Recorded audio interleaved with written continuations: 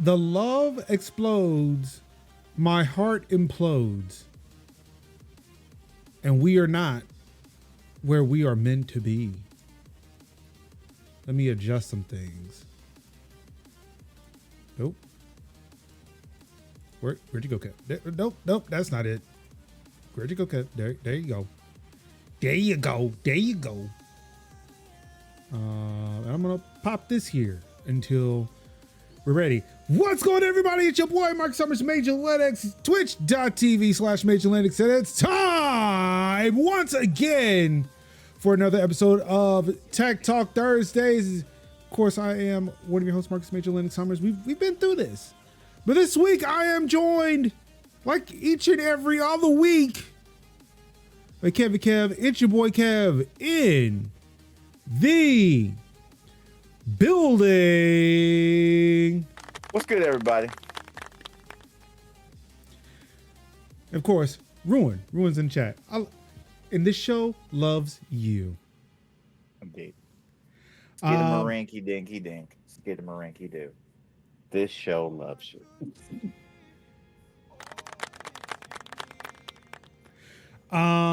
Sin is also with us. They'll be joining us in Medea's Res. So in Medea's Res that it is actively happening right now. Mm-hmm.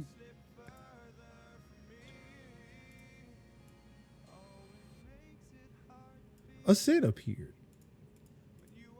Sin will be joining us soon, and that soon is now. I was like, yeah, that will be in Medea's. Oh, nope. I'm in now. I mean, definitely right now. Yes, right now, as in right now, Sin will be joining us. And every time I think I clicked the box, I clicked the wrong box. There we go. It's the idea of saying ruin, saying things are back to norm. For me, Ruin, there is no norm around here. Sure as hell not. Well, it is good to have the Sunflower Sovereign, It did. Sinziak, in the building once again.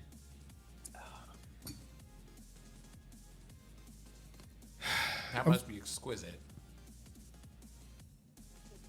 I'm sorry, what's exquisite? Whatever Kevin was drinking. It wasn't. It was an apple cider vinegar shot. And why? Country remedies. Well, I hope whatever ails you, it does not stay for long. You and me both, brother. You and me both.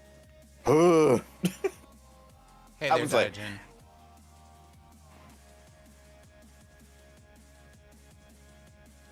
Apple cider vinegar is good for the hair, skin, and follicles. One thing. My follicles definitely need some help. I think I'm good in that department. Look at it. Look at all of this. Hold on. It's so much. I'm sorry. I'm just so happy about it. Mm-hmm.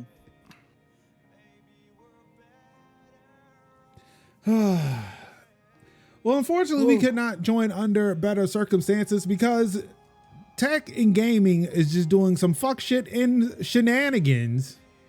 Ooh, tell me about it. As always, with a little bit of good news, and one that's sure to piss off. Well, several that will piss off Elon Musk for reasons. You know something? There is something that I do not see here. I'm gonna go and get it. Please do. It might have been on the list and I took it off. So hey, if it needs to be replaced, we'll put it back. But yeah, please. Well, I guess it depends. Was it news about OTK? Yep, I thought not. Okay. Yeah, I don't even know what OTK is. Oh, I do. Yep. I was like, when I heard OTK, I was like, Is this streaming related? It sure is. I might have heard things, but because I tend to insulate myself from things, the things I heard, like, hey, we did a thing. They are no longer here in this community. Carry on. Enjoy that. Them and their sport code gone. Whoop.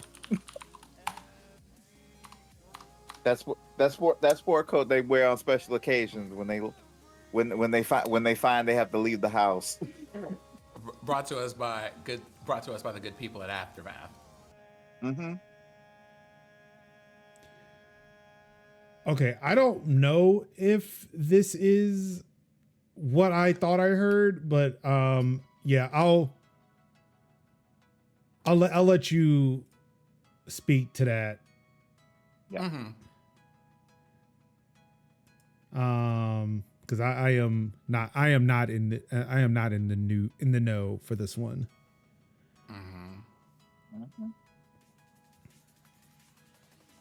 GTA, yes, that's definitely nostalgic.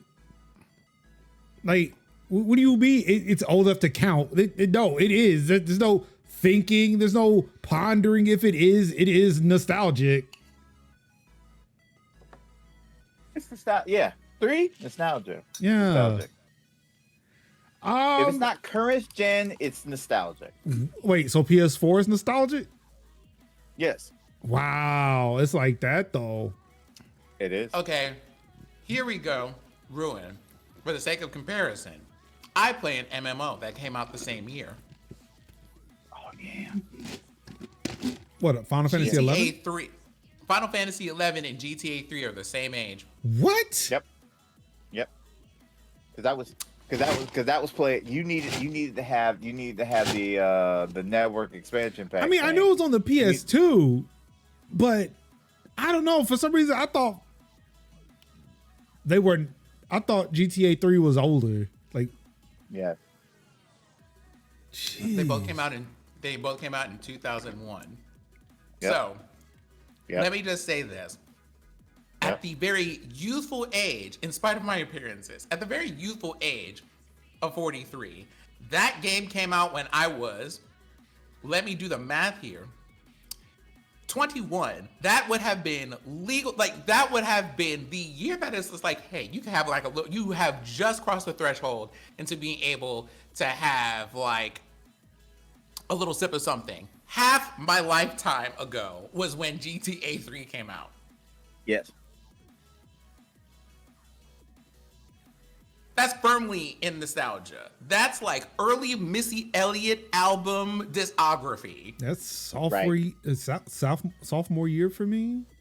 No, 2011. No, I technically should have graduated college by then, but wait, you said 2001 or 2011? 2001. Shit.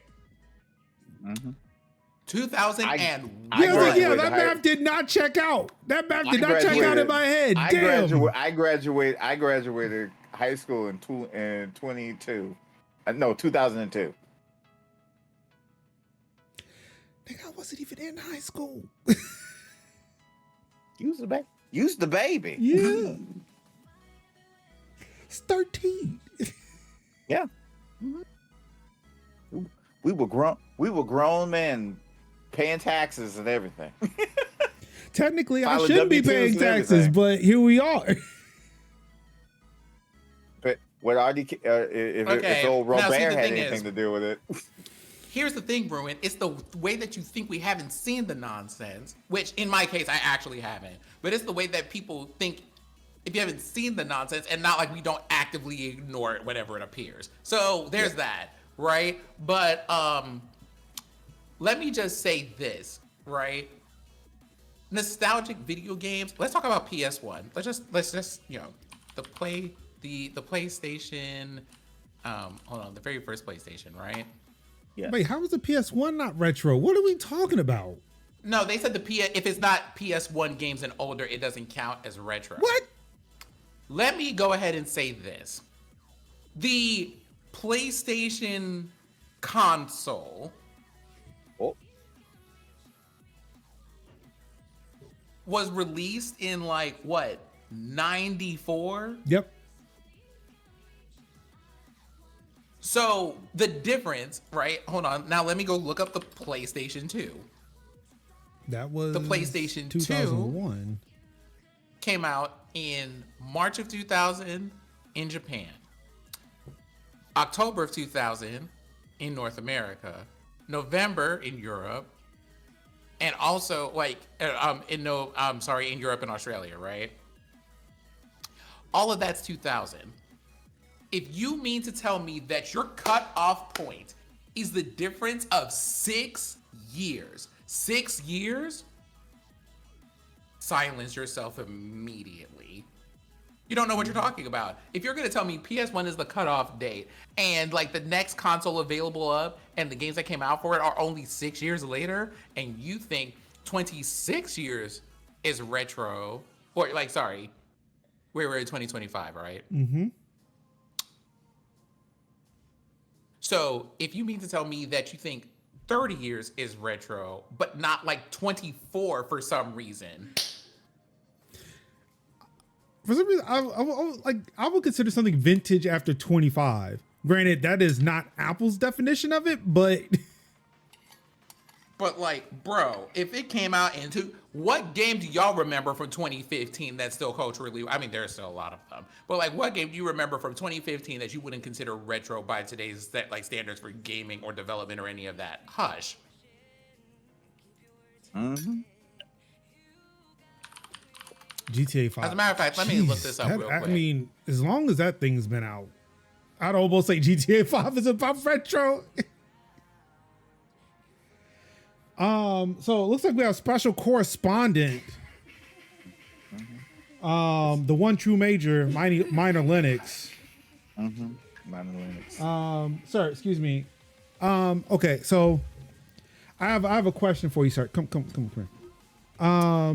So last week, the BDS organization said that Microsoft and Xbox are priority targets for boycotts. This includes boycotting games like Call of Duty, Candy Crush, and Minecraft, along with Xbox branded peripherals and accessories. How do you feel that that the Palestinian movement has targeted the developer Mojang's game Minecraft for boycott for Microsoft's complicity in genocide? I don't like it.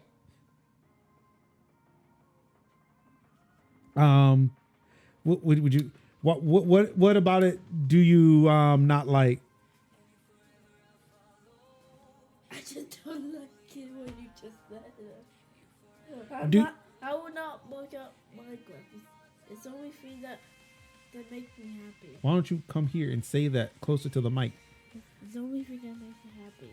So do you think that it may be up to the gamers to pressure Microsoft to drop their support of the illegal occupation of historic Palestine and to stop killing the Palestinian people? So that way people can enjoy these games again? You mean Minecraft banned from Palestine? No, I mean that Minecraft players say Microsoft should stop supporting the illegal state of Israel. So what you're saying is that people should stop supporting Israel. Yes. Do you think that's up to the gamers? Do you think we should have the gamers pressure Microsoft to stop so that people can enjoy playing Minecraft again? You mean pressure the actual thing? Yeah, like say Microsoft, you need to stop supporting genocide. How about everybody just, how about Mojang just make a world Minecraft world where you can actually explore the globe, meet actual buildings, just save everybody. You can hold signs up, You can take photos. You know what I mean? I feel like you just described Minecraft. I did not describe Minecraft. Do you think the Nether is in the actual globe? I mean, some people might just call that hell. I mean, a Minecraft version of the God of pre-Israel God Palestine would be an interesting premise. Do you think that as a protest, you could make a Minecraft facsimile of historic Palestine? You mean get a country map. Get an island map. Make the actual city of Palestine. That's a country. Palestine is a country. The observer state of Palestine. Then just make little signs that people do. And I mean villagers. And they'll be the Palestinians? Yes. You think you send that to Microsoft and said, look, this is what Palestine should be? What Mojang just I ain't gonna lie, a miner dropped the bar. Just so you know that people are supporting your idea of creating a free Palestine in Minecraft. I agree with that. Can they actually do it China too? Huh? In the USA. China and USA. Well, China already has China. Is you a number? I'm sure there's a Minecraft China in there. I only know what observer state in the UN number is. And who's an observer state? Like Palestine. Do you think Palestine should be a full member of the UN?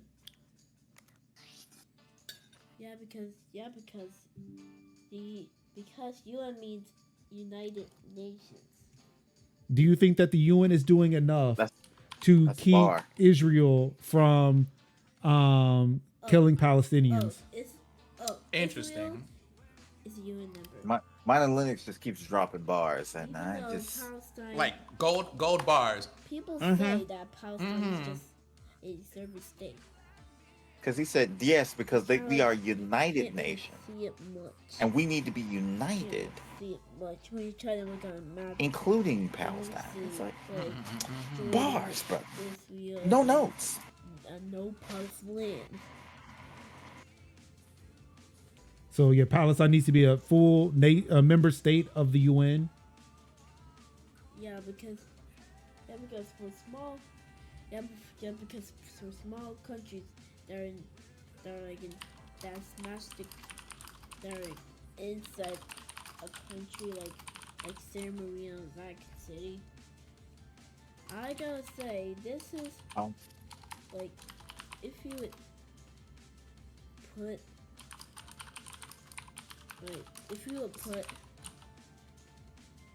Palestine in Antarctica, which is a snow biome in Minecraft, technically you get a full map of the world. Like Cherry Blossom, Japan.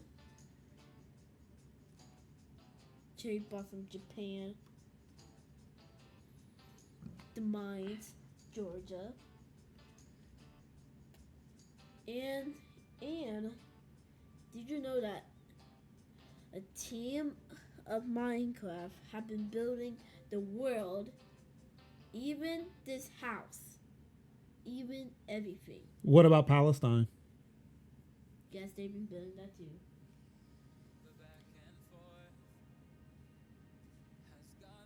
I'm serious.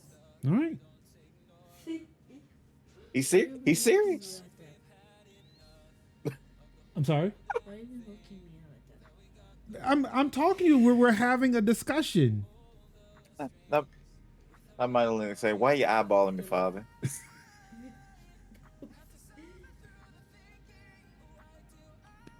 Is there anything else you would like to discuss?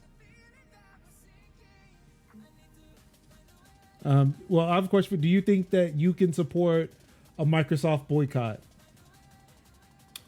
Can you commit to boycotting Xbox and all of the Xbox properties, including Minecraft? No. So then what do you think could be meaningful protest for you to stand against Microsoft's complicity and genocide?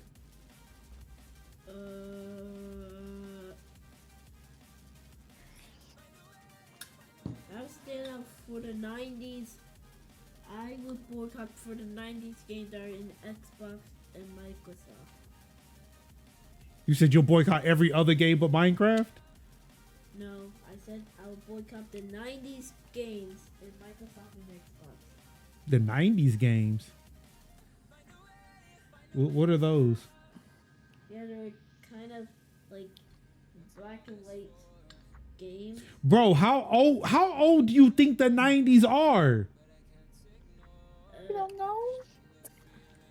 For those who did not hear, he said the games that were in the 90s were black and white. I mean, they were though. We only played them on a 13-inch screen. Yep. That was your that was your unfortunate choice of TV, not the games themselves. We were just talking about the PlayStation. No. Major, I'm not going to have you gaslight me on the show. We know that games of the night, any game made from 1995 or before were all in black and white. They were not in color. We didn't know what that was. Yeah. We didn't get color until 1997. Yeah, that's right. Oh, so wait, Final Fantasy VII was the first game that had color? Correct. Mm-hmm. Yep. One of the first. Mine ain't told no lies. I'll even boycott Tennis for 2. Technicolor was too expensive to even spell. What are you talking about? Mm-hmm, This exactly. is the first game invented.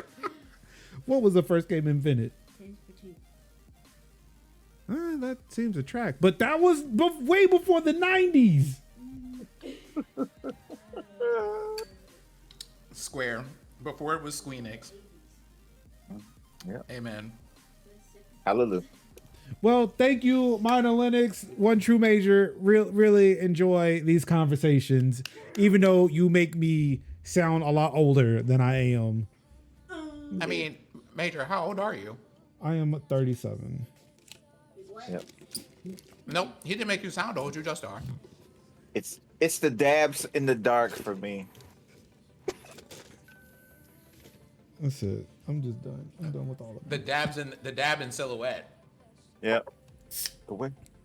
The way I spending time with Munchkin, and Munchkin is like learning doing the roller skating and on full roller skates, and I'm like, who told you to be roller skating in the apartment? And then watching her roller skate into the smiling roller skating backwards into the dark, like the damn cat in Alice in Wonderland. Yeah. All you And can I'm see like, is just a smile going into darkness. And I'm just shaking my head, just like, oh Lord, oh God. like, how you roller skating backwards into the dark like that? Yeah. Okay, so what I'm hearing is she a little gremlin. Is.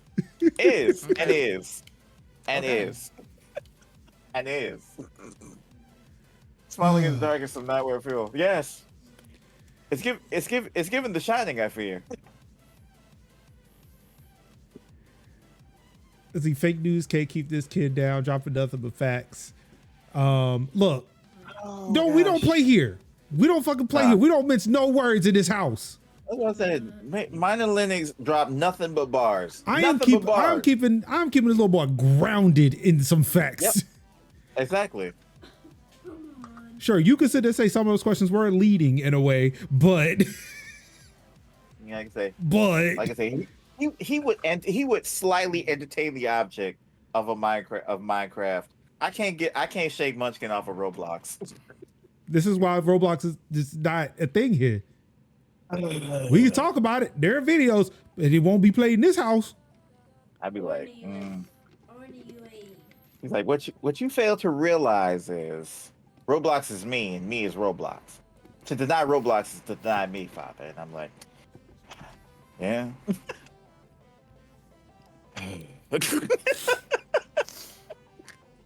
I've seen bits and pieces of it being played, mainly watching over his shoulder, but Yeah. and the people who are playing it are just way too enthusiastic about it, and that's what creeps me the fuck out. It does not appeal to me, but It does not appeal to me, but anyway, yeah. I let people cook though. I'm sorry, what? UAE banned Roblox. Oh, the UAE banned Roblox? Yes. About the only good thing the UAE has ever done. Which is not much. Hmm.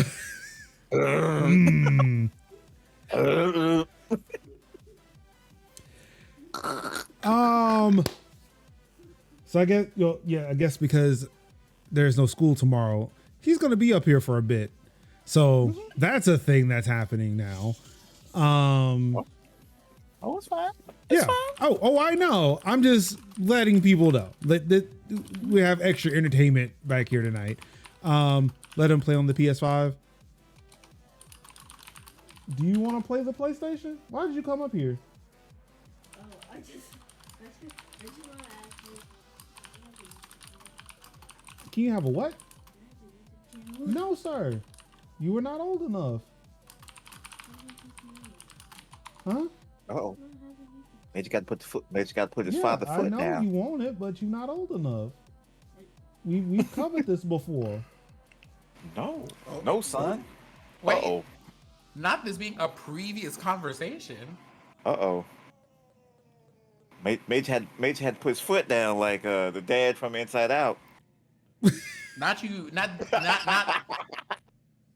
giving them the Earl from Dinosaurs treatment. Ooh. Bum, bum, bum, bum, bum, bum, bum, bum, bum, bum, bum, bum. Wait for him to come up here later on with a frying pan? Oh, hell no. Mm-mm. Not the the mama. Oh, he was not out of earshot. No, it wasn't. He was not out of earshot. I was like, I heard that. Great. We like about Father, I love you, but I heard you were talking cash shit over here. So,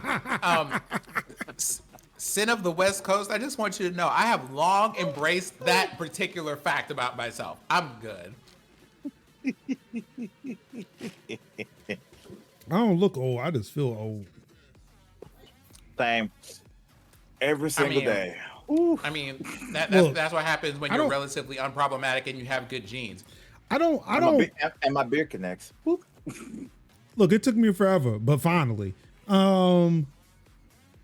Look, I don't ever talk about inflation like that, but yesterday I felt old as shit though. Looking at cars, I was like, man, the inflation is real. I remember before, man, I could sit there and get a car for real cheap back in the day. What was real cheap, Major? I mean, shit, like a Toyota Camry, I could drive off the lot for 25 grand. Yeah. Wait, was that in our lifetime? Yes. No. Yes. After 2015? No, I don't think after 2015. I don't forget what year this was. Okay, that's fair. No, actually, it might have been I think it was 2015. I think it was a 2015 Camry. Oh, you caught it during some of them during the cash for clunker years. It was a brand new car off the lot. I went in there with a $25,000 check from the bank. I said, look, I ain't paying no down payment. I ain't paying nothing. Here's a $25,000 check. You will take this check and I will drive off with this car. And that's what I did. You caught it during Obama's bailout of the automotive industry. They were like, I might have. We finna be good. We finna be good. Like the Scion. We have. The Scion XB, new 2021. Well, not 2021. That would have been like 2011. Oh, the XB, the box. Yeah, but those were cheap. Ooh, yeah, but still, like that was like what 22. Mm-hmm.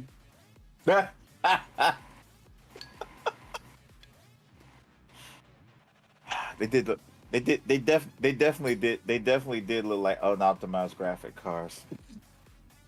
Oh, I thought he was talking about the PC running GTA 3. I was. Oh, okay. No, see, back in the day, if we talking about the Scion shape, no, that was an optimized shape back in the day.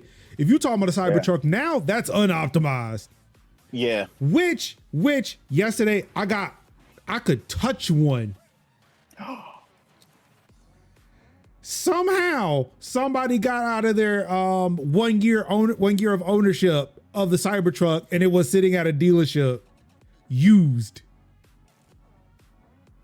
They got used cyber. Who buying used Cybertrucks? Plenty of people. Who sell it? Who could sell a used It was at a Cybertruck? Kia dealership. Kevin asked that question the same way that people are asking, who keeps buying things from Long John Silver's? But enough people for it to still be up in business. It's the like I say. Like, how is Long John Silver still in business, but Red Lobster isn't? I don't understand. Good. People already explained that one with the theory. It's crime. Mm-hmm. I think Arby's is the front, but that's my little.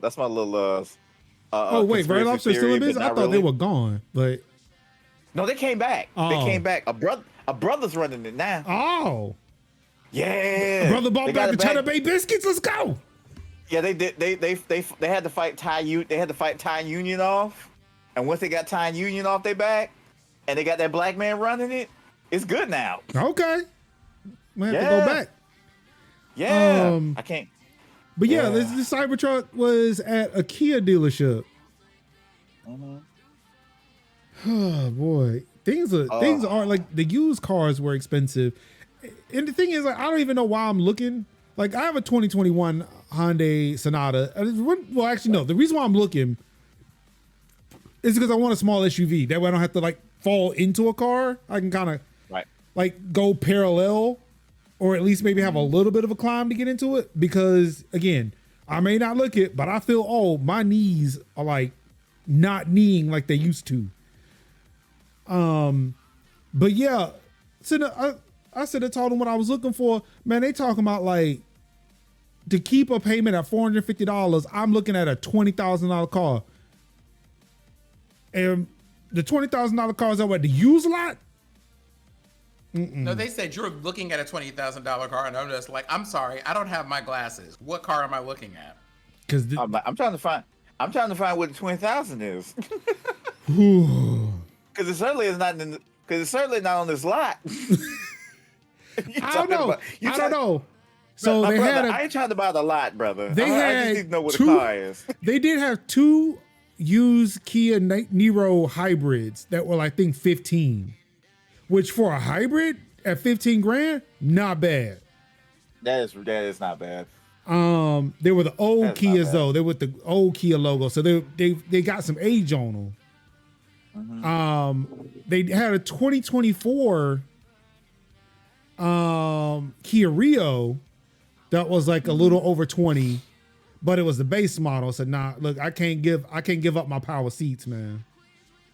Right. I can't give up the power seats. So yeah. I'll see y'all later. I can't do it. All right.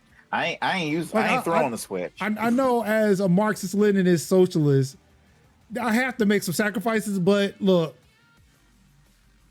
that's I can't do that right now. It ain't that bad. We ain't that far gone.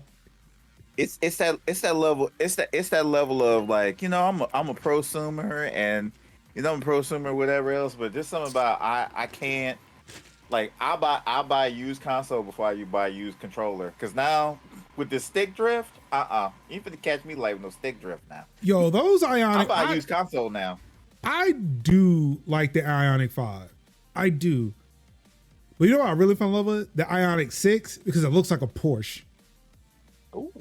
It looks like a fucking Porsche. And it's like, you know what? I could maybe. I feel like people who like Porsches know what a Porsche looks like and could spot that, okay, that's not a Porsche, but I might be able to fool somebody who just like, oh, that's a nice looking car. It's like, okay, so basically you're getting a knockoff car the same way that people get like a knockoff bag. And so like, it's not an Hermes bag, but it might look like a Hermes bag. No, it's the Chrysler 300. Yes, it's the 300 Phantom comparison, where it's like a 300 looks like a Phantom until the Phantom shows up. Yep. And I do want to point out, I am so mad. I did not realize that that's what it was until like a couple of months ago. And I'm like, Yeah. oh, damn, that was it. Yeah. That's why they kept showing up. Yeah, like Ionic looks like a Porsche till a Porsche shows up. Yup. Got that teardrop. Got that teardrop shape in there. Okay. Yep. Anywho, we should probably. Okay, I'm not sure why that clapping emoji showed up all late and shit, but cool. Yeah, we are firmly past the yapping portion of the show. Yes. Yeah. So not only do we have the OTK news, let's see. More layoffs are happening because, you know, these people are good at business, especially when you sell a division, got money, and still lay off people. Apparently crossing signs want you to know how sad and lonely Elon is. Oh.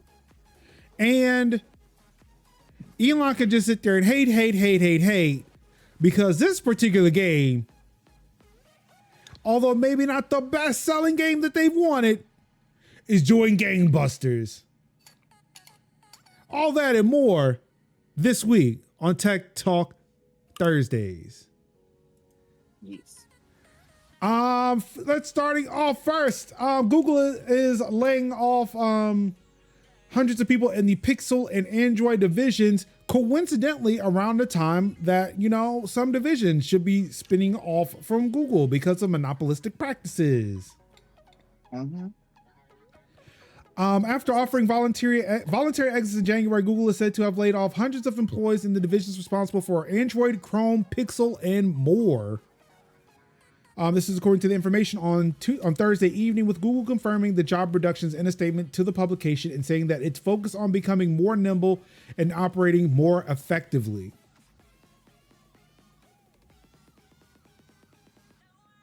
Again, making record profits, yet we got to cut costs somewhere.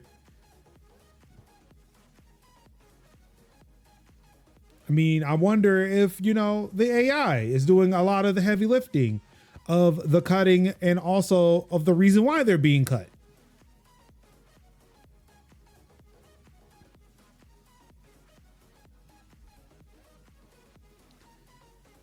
But yeah, like I said too, it's kind of interesting that a lot of these cuts are in divisions that the Department of Justice said that hey, y'all need to split up. Not to mention the fact that the DOJ came back, I think today, and said that, hey, that ad business you got, Google, yeah, y'all need to break that up too. Which is odd. I did not even think that was still going, even like after, you know, Trump got reelected and got inaugurated and shit. I was really surprised to see that the DOJ was still going after Google today. See that's the part that I'm like, it had me wondering. I was like, what was the need of bending the knee if you were still gonna have to fight the man? Like, maybe it was still too far gone. There was nothing they could do. Or it's almost as if this man don't keep his promises. So Google didn't pay them. They paid Dumpy, and Dumpy don't care. Dumpy pocket the check and didn't say nothing. Yeah, that's what it's really giving. It's really giving. Not only am I not gonna say nothing, but the check cleared. Oh, what you say? The check cleared? Oh, okay. They got it. Pam, do what you got to do. Pam Bondi too busy going after the 6 trans athletes in the entire nation. Yep. And too busy trying to deport people without due process. Yep. Including our students who decided to speak out against genocide, because I feel like that is woefully absent from these conversations. A lot more people, like, again, what happened to Kilmar is sad, should not have happened, but a lot more people got loud when that happened. But when Mahmoud Khalil, when Ramessa Ozturk got disappeared, won't nobody saying shit. Excuse me, let me be clear. There were people saying things, but it won't as loud as Kilmar. Mm-hmm. They're talking about like, oh no, they're sending people to concentration camps. Oh wait, you mean the ones that are in the United? No, I'm talking about the one in El Salvador. But what about the ones in Louisiana? We're not talking about Bel Rev. Huh? Oh, that was a DC reference. Never mind.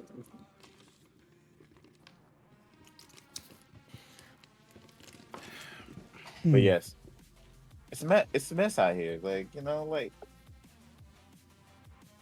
Now they've legally detained a U.S. citizen. mm-hmm.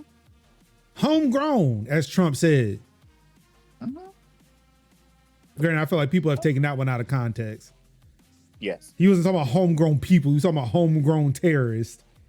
But the sentiment still stands. Mm-hmm. What's the difference? I mean, did you vote for him or not? That's the difference. Remember, the enemy's within. And you said like homegrown people versus homegrown terrorists. And I'm like, but what's the difference? And like, when I say what's the difference, you know exactly what I mean by that. Oh, that's what I said. Did you vote for him or not? What's the difference? Did you vote for him or not? That's the difference. Yep. Honestly speaking, no, it isn't. And you want to know how we know that? Look at the amount of people who are like, we voted for him, but then all of this. I hate to say this person's name. I truly do. But when Azalea Banks is out here like, okay, now maybe we shouldn't have done this. Wait, did you say Azalea Banks? I sure did. Like the one singer we cannot pinpoint her ethnicity, background. Like one day she's white, one day she's black, one day she's Asian. Azalea Banks. And said that she voted for this man twice and went, I don't know if we should have done this, like upon further reflection, apparently. No, you go in the corner with Candace Owens and Stacey Dash. thank you. I was about to say Sasha Banks. No, that's not who that is. Stacey Dash, thank you. I'm going to leave that name right there in the DMs. I'm not going to say it. Hold on. Excuse us for a second, because now I have to. Ow! Why I don't know did why I you check? wrote that down. Why? I don't know why you wrote that down. I don't know either. You know exactly why. Hold on. Can I do something about that?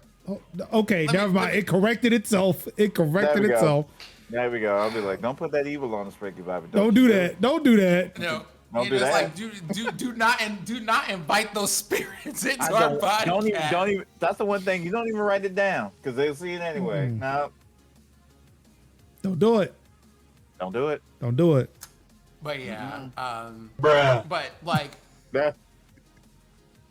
I absolutely see where you're coming from with this about people who did or didn't, but like that's the problem, right? Is that there are people who did what they did, and now this man is here because they actively chose to vote for him and don't understand that the moment, and they're seeing it in real time, but I don't think it has reached all of them collectively, that the moment that this man is just like, your usefulness has now come to an end. Thank you for your service. We will be seeing you out the door. We have already sent like a severance package ahead of time or what have you. And it's a CCOT. That it's also them, like, right? So when we say homegrown, it's not like did you vote for him or not is not even a distinguishing factor at this point. It is. Oh yeah. I mean, it's everybody. Yeah. Everybody. And again, like I said, I do want to point out that. Everybody. No, I'm gonna leave that alone. I'm gonna leave that one alone. I feel like I've beaten that dead horse enough. Eventually, I mean, I'll eventually come back to it, but you know. I mean, you're gonna come back to it until I perish, probably. Yeah, So, you know. I mean, I've seen old TikTok videos that stirred up some feelings earlier today, and you know what? These are old. TikTok has probably suppressed them, and there's a reason why I'm only seeing them now, because I saw them before on Instagram because I follow the accounts there. But Even on TikTok, if you will follow accounts, they will not show you videos from accounts you follow until several weeks later.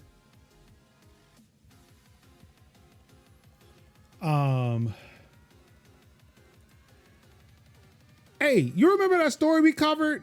I think we covered it on this channel, on the show, where police officers weren't able to get access to iPhones that were sitting in a locked room, and they couldn't figure out why they couldn't get access to them. And then we found out that Apple secretly updated the OS to reboot a phone if they haven't been used for a while. Yeah. Android finally added that, is finally adding that to the official OS. Yep. However, I found out over the course of me sharing this article that it has been a part of other Android ROMs for quite some time. Yes. Most notably, I was given 2 examples from Graphene OS, which has become like the standard non-Google or de-Googleified Android that people are using. That has this feature to where the phone will reboot after 3 days to keep people from just easily unlocking the phone and therefore encrypting it. So yeah, Google has now gotten to that point where it's like, all right, we're just going to introduce this in mainline. How do we feel about that? Great. Really Because good. I'm conflicted about that because it's Google. I mean, all right, so now I'm curious as to why, and I'm afraid to ask because every time I do, it makes me feel really bad about the tech that I am excited for. Okay, we don't have to ask today. No, I have to know. I have to know. But like, it's one of those things of like, people have gone, hey, we're just going to introduce a thing that allows us as a thing to push out service updates and all this other stuff. Cool, neat. We are now going to put something that just reboots your phone. Okay, I don't know what the extent of stuff is that they're going to be like, hey, we're just going to go ahead and do that to your phone. That y'all are going to have to deal with. I don't know what the containment on that is. And Google has been known to just be like, well,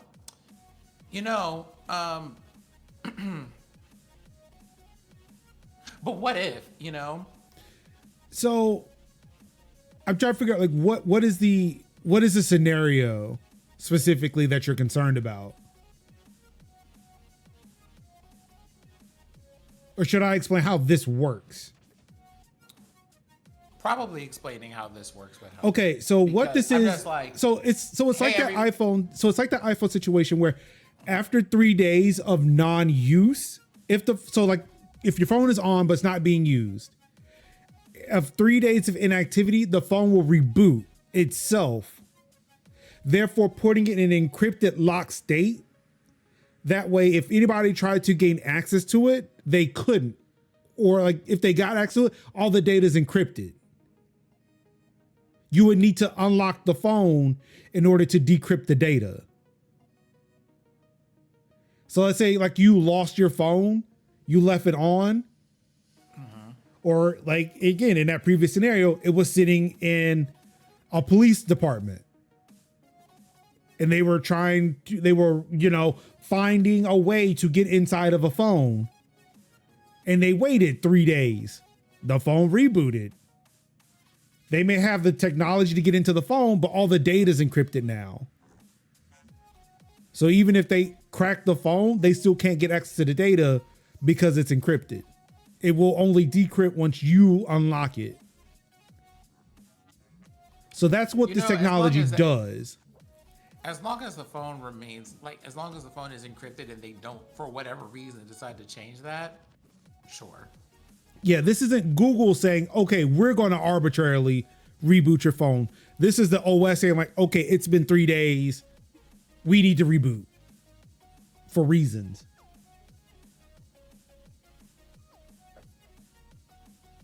Okay. Yeah, this is purely a security measure. This Yeah. makes me feel a little bit less nervous, but also there's never going to be a time that you're just like, so Google, like a Google adjacent thing has had something happen, and I'm not going to be like Fry from Futurama phase. But yeah, I don't see this. For all intents and purposes of this one, I don't see this as a bad thing because this is happening on device. It's not like they're remotely rebooting the phone. This is just something the phone does after 72 hours. Yeah, the remote reboot would be the thing I would be concerned about here. Yeah.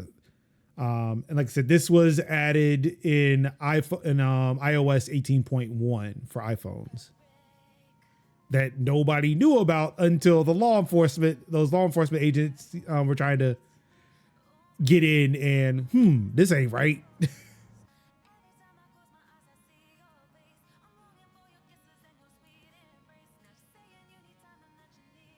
In Capitalism news, Samsung receives government approval to increase the work hours to 64 per week for its R&D and semiconductor divisions to boost competitiveness against rivals.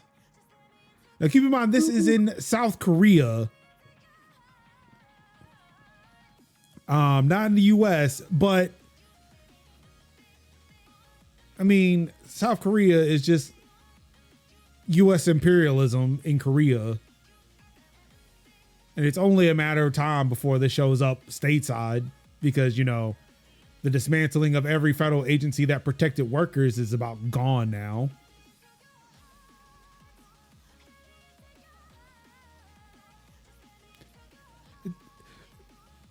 Is it 40 hours a week or is it 39 just so that way you don't get benefits? Oh, the 39 benefits hours and threshold for 59 minutes. The benefits threshold for most places is 37 and a half. Oh. Ooh.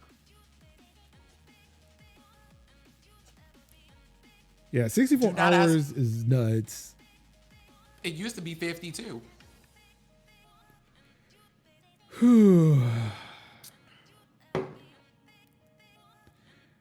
Yeah, it does say that. South Korea has a statutory work week of 52 hours. So they just added another 12. What the fuck?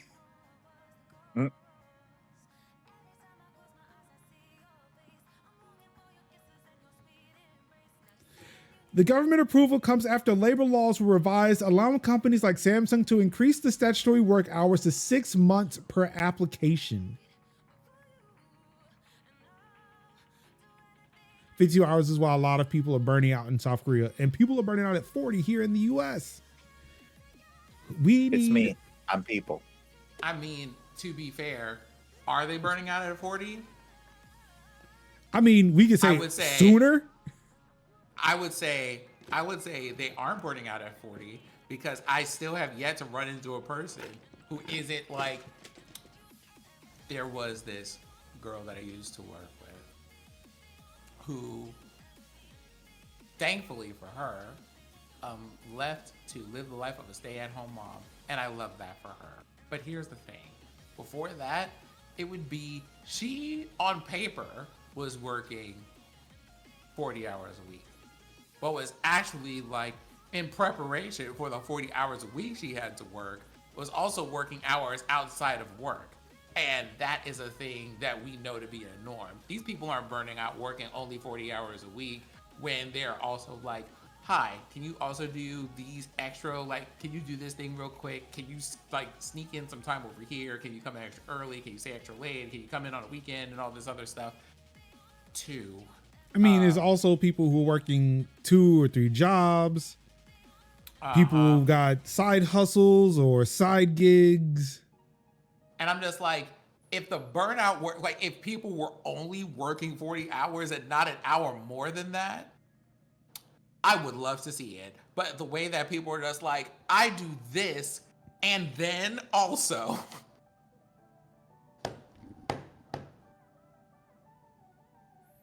So also in South Korea, you aren't just off work after work. You're expected to socialize with coworkers and your manager bosses. And that is, and I feel like that is like just general, like not even just Korean culture, but that I think is like from what I've heard from other people who work in these places, it's just like a general like thing for most like Asian culture. So you have that same kind of thing in Japan, and you also have that happening in China too. It's a lot.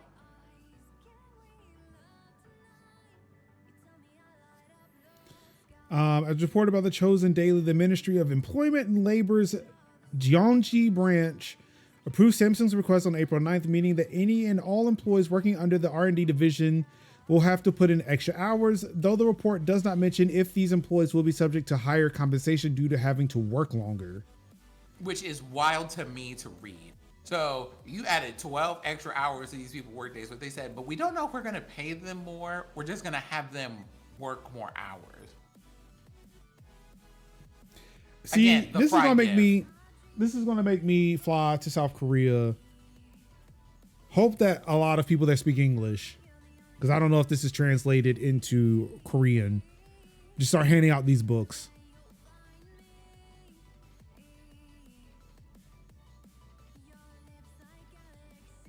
Just read it. Just read this. Understand what's going on here.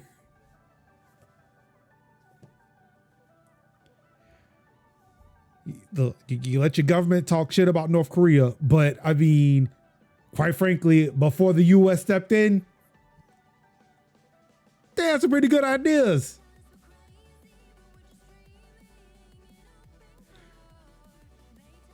Hey, they ain't got to take kindly. All I'm saying is, maybe I'm being lied to.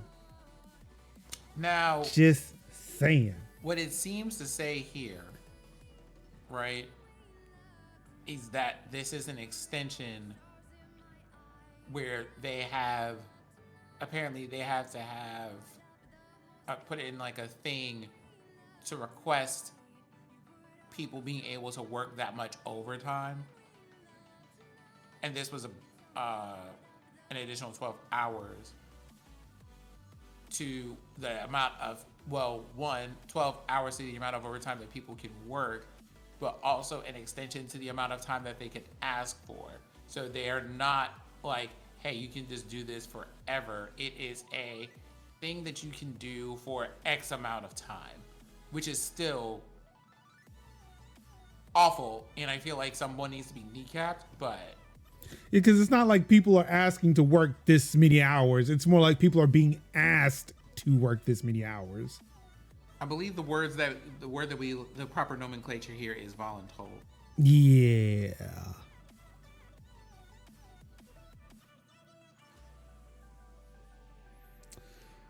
This ain't great.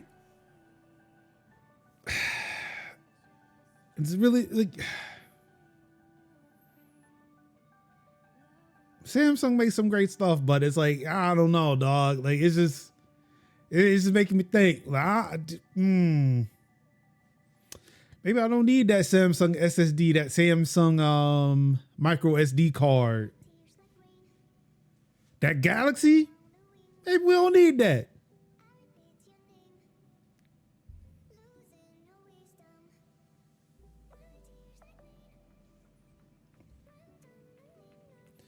Speaking of things that we don't need, that we didn't ask for, but unfortunately are getting anyway, Microsoft recall.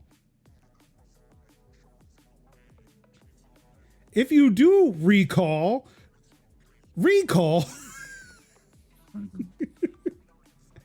is a feature that uses Copilot and its AI to take screenshots of everything you do on your computer all the time.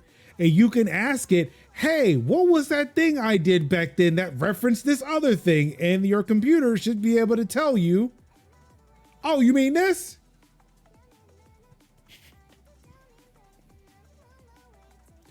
Apparently Microsoft is rolling it back out to Windows insiders.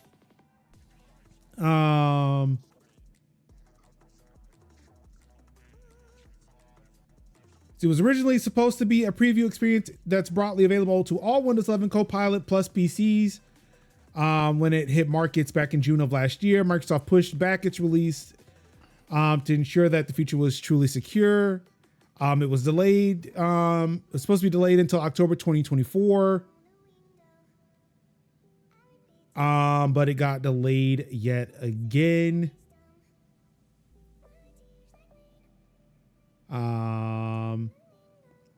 But yeah, so it looks like it's about to roll out once again. And keep in mind, for those who are worried about this coming to your regular Windows 11 PCs, like your desktop, it probably will not be on desktops for the foreseeable future.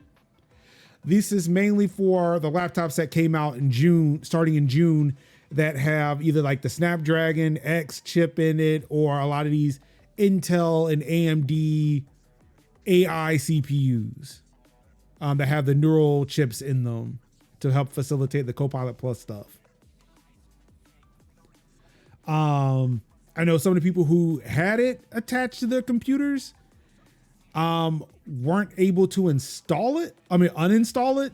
So I'm not sure what this will look like when it gets rolled out again. Hopefully they give you the ability to uninstall it.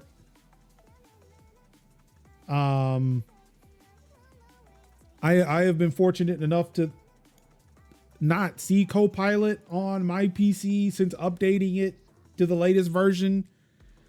Hopefully I will never see it. Unfortunately though, my wife did buy a new laptop yesterday, and it was right there, just ready for the picking to just say, hey, click this and things will happen. It's like, no, I will not. I will in fact remove you from the taskbar, so I don't ever have to think about you if I'm ever working on my wife's PC or my wife's laptop. I will not acknowledge that you exist. Oh, what, you don't want your computer to automatically do things? I don't. To sit with my wife and I did sit there and sit with my wife and explain to her that AI, especially when using it for her job, is not the best, because the AI will just replace you, because she told me what objectively seemed like cool things, but the cool things it was doing, it's like, well, it's just answering questions that you would have to answer as a person in this field. And if it could answer those questions, what's to stop it from actually analyzing what it needs to do and then start talking to the people you work with instead of you talking to them? They make whole AI chatbots that do what you do. And she's like, yeah, I know. So then why are you helping them?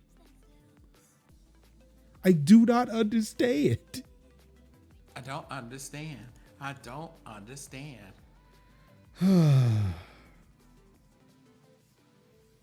But yeah, Recall is coming back. It is unfortunate, but Microsoft seems really hell-bent on this AI bullshit. So also, I do want to mention again, like was mentioned at the top of the show with Minor Linux, Microsoft is on the BDS list. So, I mean, look, for a myriad of reasons, just don't use Microsoft shit. I got lambasted on Threads for apparently buying a Microsoft laptop. But it's like, do you have the extra $500 to buy a MacBook? Because trust me, I suggested a MacBook. My wife said no. She's only willing to spend $500. So guess what? This was the best one in that price range. And she does not want Linux, nor can she have Linux because of the shit she uses for her job. We have talked about this ad nauseum about where we are and where we live and where we have of like, sure, we could be fine with making our own ice, but sometimes a person wants to just put that cup to a lever and ice shoot out of that refrigerator. Sometimes we just got to be like, I gotta make. Sometimes it's got to happen, and often than not, standing on business often means standing alone. Well, the thing is, like, they weren't talking about it from a BDS standpoint. They were talking about it because I mentioned future proofing. Right. Because the story was, and I'm not sure if you, because I think I posted the same thing on Bluesky, where the dude was trying to sell me on a less powerful laptop for the same price. Yeah. Given the fact that the laptop he was trying to sell me was an HP laptop, which is also on the BDS list. Yes. He didn't know because why would he? I feel like in that store, I was the only person who cared about any of that. I'd boycott Hewlett Packard for free. Like I would be like, I was there before BDS because of the subscription for printers bullshit.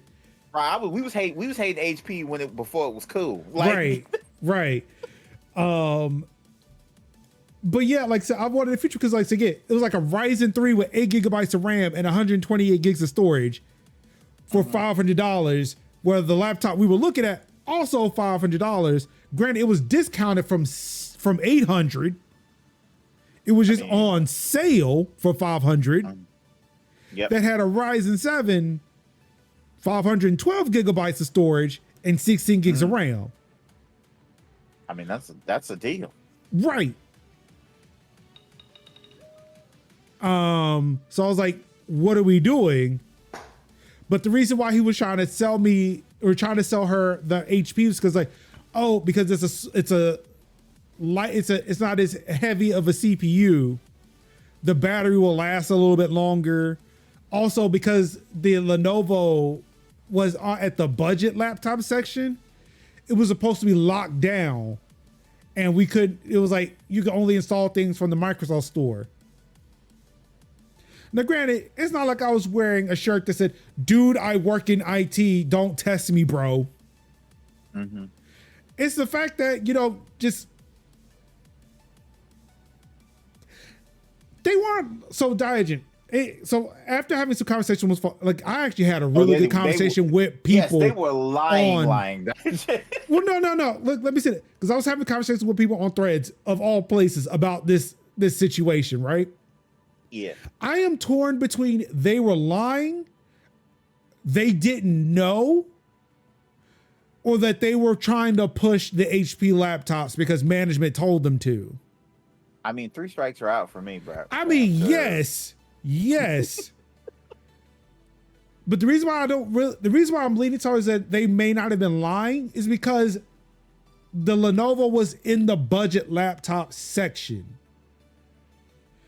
And again, I don't know this because I didn't know where to check, nor did I even think this was a thing up until when he said it. I verified that it was true because it's Windows 11 S mode. I thought S died out with 10.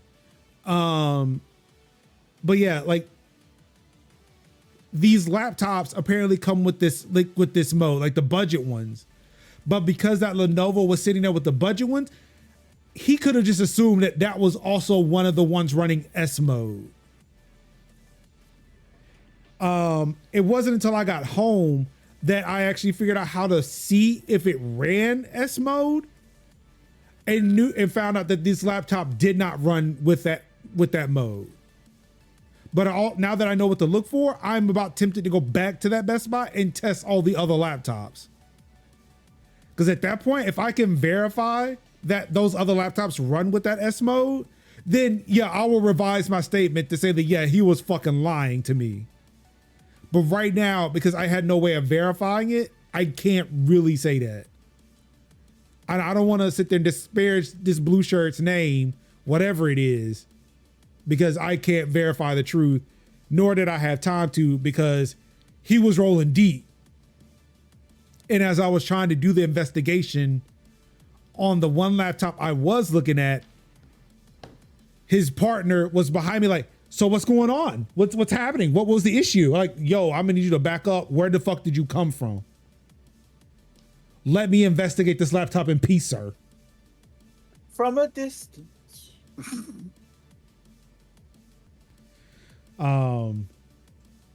But yeah. Like I told that dude on Thursday, I was like, like I'm future proofing because of hardware.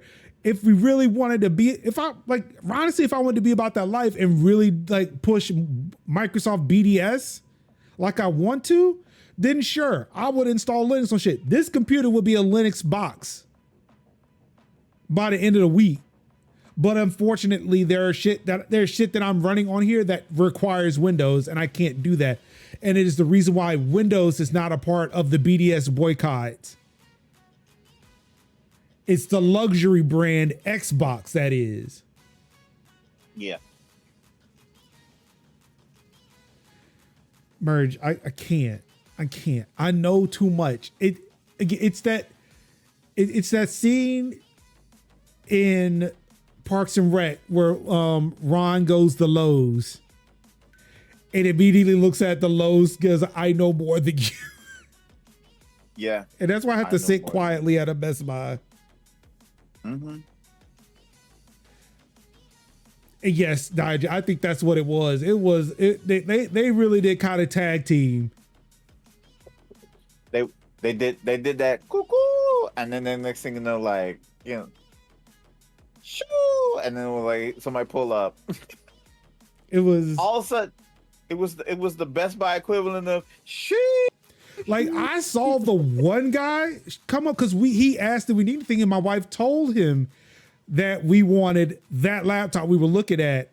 I did not see the other guy come up behind me.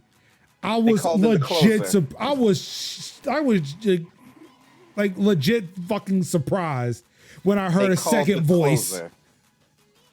They called it the closer. Stop. One to sell, one to make sure you don't steal. Yeah. Look, I had clothes. Nice. I had decent clothes on by that point. Stop, Verge. Yeah. I'm telling you, like the way people go in, like way people go into like electronic shops and be like told, like, buddy, this not my horse. I'd have been like, buddy, Bucko, this ain't my first horse and pony show. We'll take this one. Now, if you want to miss out, if you want to go back to your management and tell them you missed out, that you personally, Todd, and Reed personally, Todd, that you killed the sale. Because you talked to somebody who's a system admin, because you thought you were talking about from Joe Blow off of Peoria, but you were talking to a system admin, my guy. I eat you for lunch. Like I drink your milkshake. It's that whole thing of like being pulled over and you realize you pulled over a lawyer. Nah, dog. You were about to arrest an undercover police officer. Yep. Nah, dog. You pull a Fed. Yep. It's like you pull over an FBI agent. My man says, "Look at my ID." Now, do you want to keep having this conversation, or do you want to go back? Or are you gonna get embarrassed? Yeah, because like he pulled my wife over to look at the HP while I'm sitting doing the investigation. By the time I've wrapped up with the second dude. After one, I pulled like said, oh yeah, like these like I don't see where it says S mode on it. So oh yeah, like these ones like the second guy I think tried to lie because I think he assumed like there was no obvious way to see it.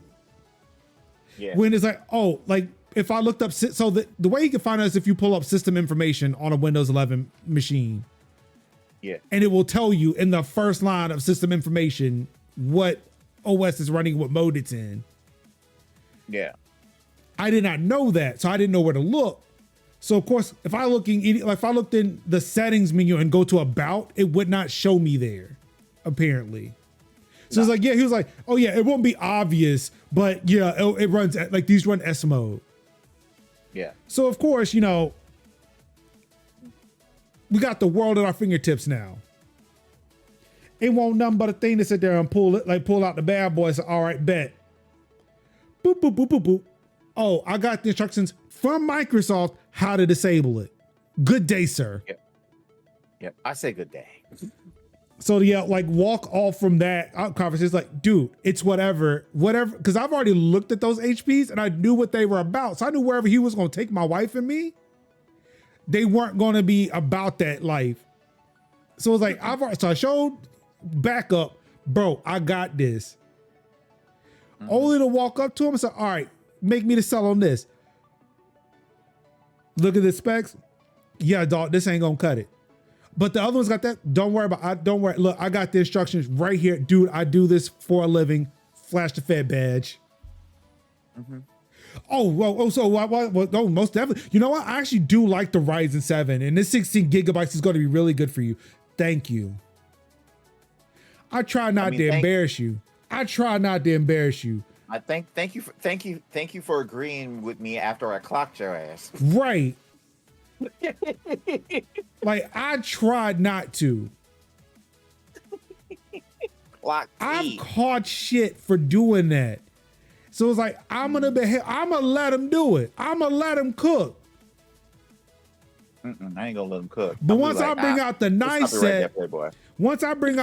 set, your little spatula ain't doing shit for me, bro. I'm like, you hit him with the this is a knife. This is a knife. Like, bro, I do this for a living. Come on, man.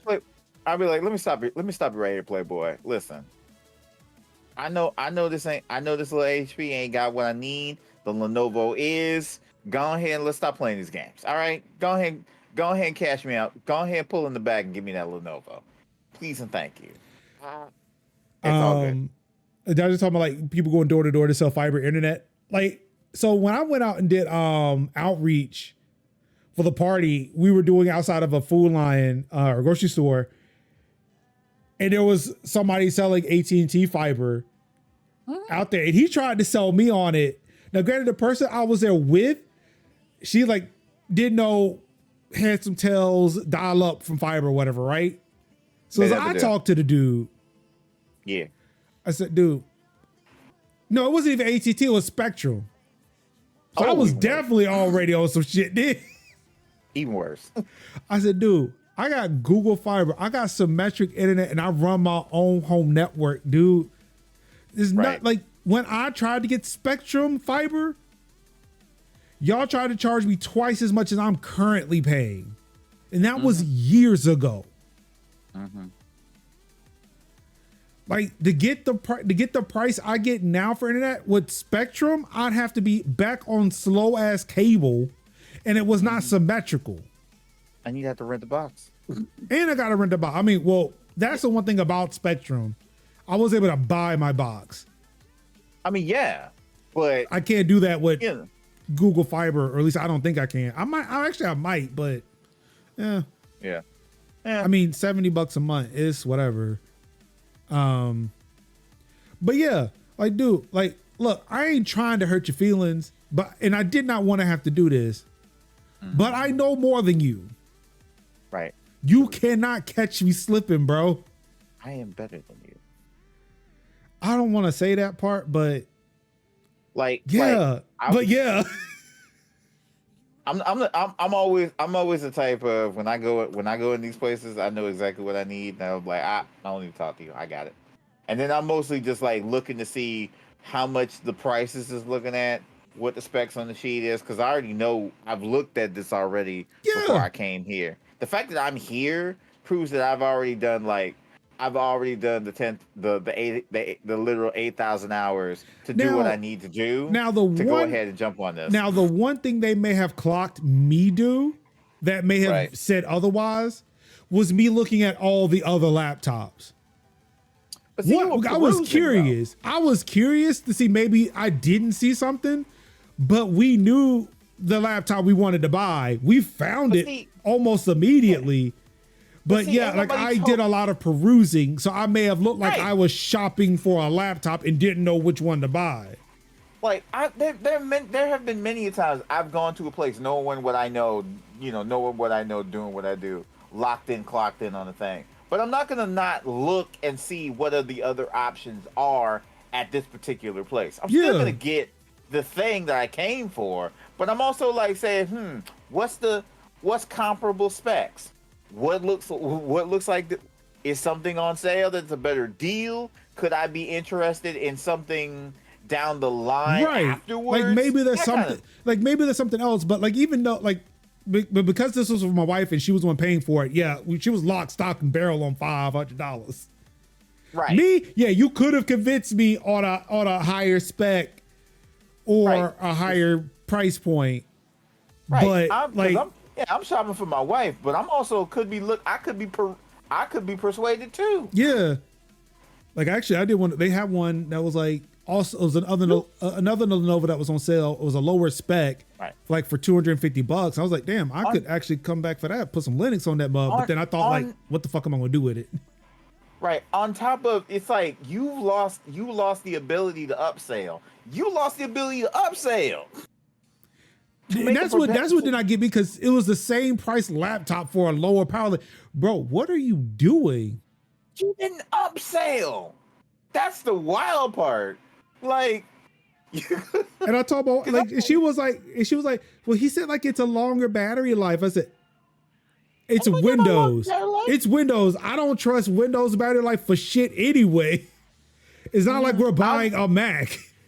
plus there is a good chance oftentimes you're gonna either like it's not like you're not gonna be untethered from the thing. You're gonna be there's a good chance you're gonna be plugged in wherever you are. It's just accessibility. Like I can be able to be at a place plugged in. Like I'm not worried about necessarily. I'm not often worried about battery life. Plus, if I got one of those like battery chargers, like the power banks, I'm not really worried about that. I can just charge as I go. Oh, it's a Core i5 with 8 gig. Oh, this is the Yoga, or it's a Flex. Yeah. That's why it's 450 with an i5 and 8 gigs. Mm-hmm. Yeah. But no, this is the one we ultimately got here. Like 15.6 inch full HD. That screen is huge. Granted, I did compare it to my MacBook, and the resolution is night and day. My MacBook is still better, so like I didn't feel like I lost out with my 14-inch MacBook Pro. But Ryzen 7, 16 gigs of memory, 512 gigabytes of storage. Like, she's not gonna want for anything on this for what she does.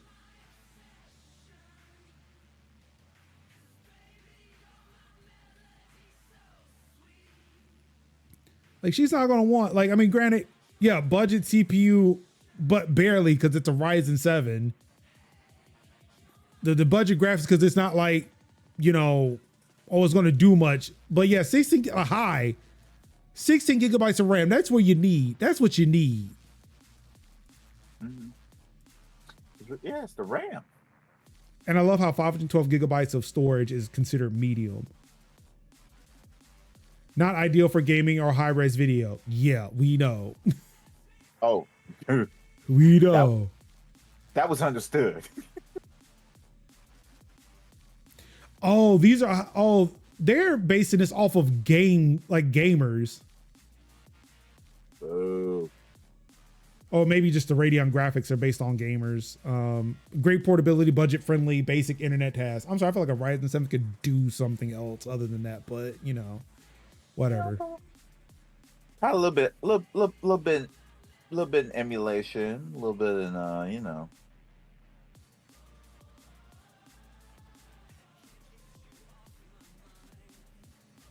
Yeah, so like I mean, this is a pretty good laptop. Like it looks really nice. Like I said, I would not trade my MacBook for this. No. But I mean, it's about as thin as my MacBook Pro is. Again, the I/O is better than my MacBook, just about. At least it has a USB-A port still. And yeah, it was $500 for this. Oh, was my MacBook $500? No. No, that was that was $2,000 in 2021 for an M1 Pro.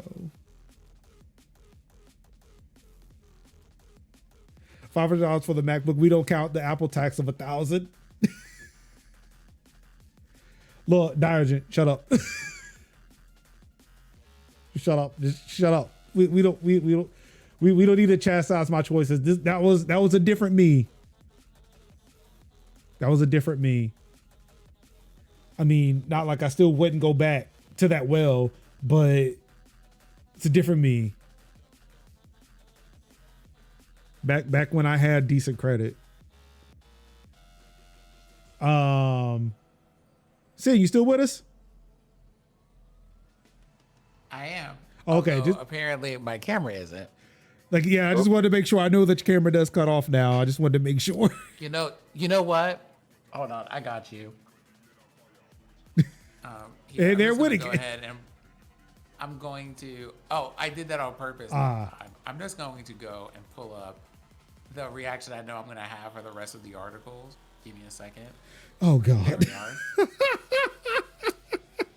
we are. Actually, hold on.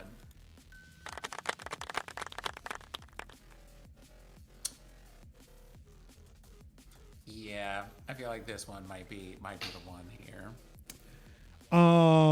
Also in an update, seeing that we were talking about threads, and the post about the laptop, apparently 10,000 views on threads. That post about the laptop. Mm-hmm. But you know who's not having a good day on social media? Adobe. As they shouldn't. Adobe deletes Bluesky post after furious backlash. Mm-hmm.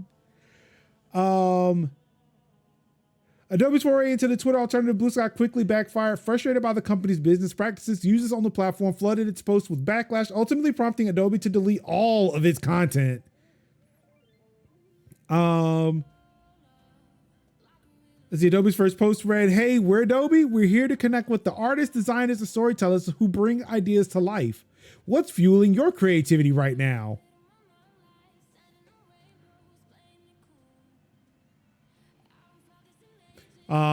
Responses came in. "I assume you'll be charging us monthly to read your posts."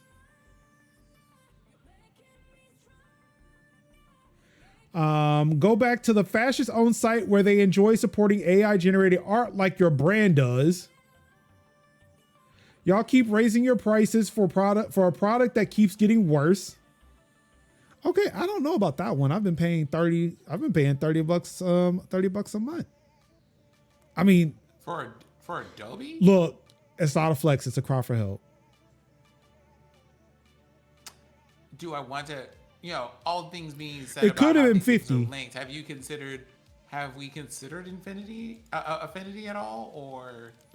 I mean, so I don't see. Okay, Kev and I've had this conversation literally just before the show. Yeah. I could try. Does Affinity work on Windows? Yes, I have Affinity on my Windows machine. Doesn't Apple own Affinity now? That was the thing I was going to say. They are like, I don't think it's Apple directly. Apple. Well, no, I'm not saying that's going to keep me from using it. What's the Photoshop equivalent? The Photoshop equivalent in the Affinity suite. Yeah, would that be photo or is that designer or publisher? That's designer. How much is this? Oh, $70. Do you have a trial? I would like to know if it would work. Does not appear that they do. Like, it would be nice if I could verify if it works in my workflow, but does not appear that that is the case.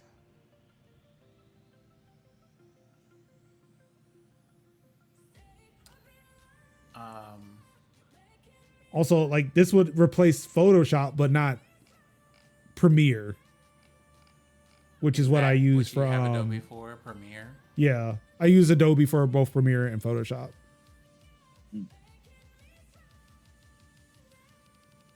And Kev knows why I have not switched over to DaVinci, Yes. even though I've given it countless tries. Yes. Just can't. Does not fit in my workflow. I got designer and publisher for the nonsensical things I wanted to do for Premiere. I got, because I am yet a wee bab at doing these things, I got Hit Film Express. The thing is, like, I feel like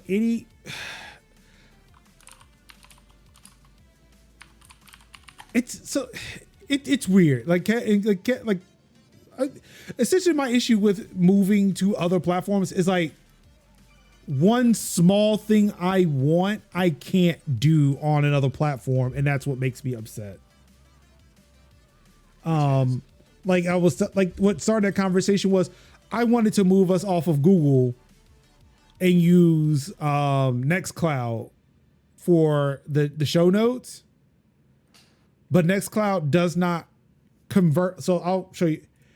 Nextcloud doesn't allow me to put in a link in the document, click it, and then show me the title of the site. So that way I know what I'm looking at as opposed to URLs, like a list of URLs. And it was just that one single thing that made me still use, that's still making me use Google Docs. And it sucks I am that way, but I am that way. You just like, I hate that we out here, but we out here. Yeah.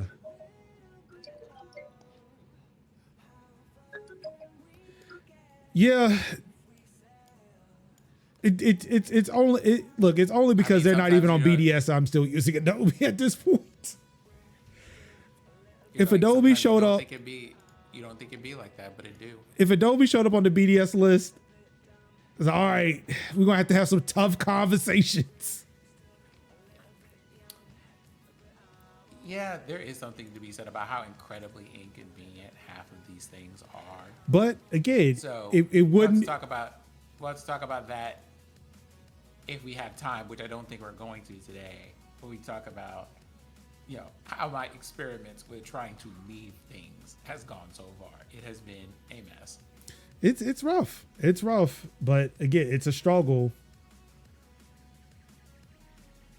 If my clients didn't think Adobe equals PDF, I wouldn't get them at all. I would get them all off. Acrobat isn't even in their vocabulary.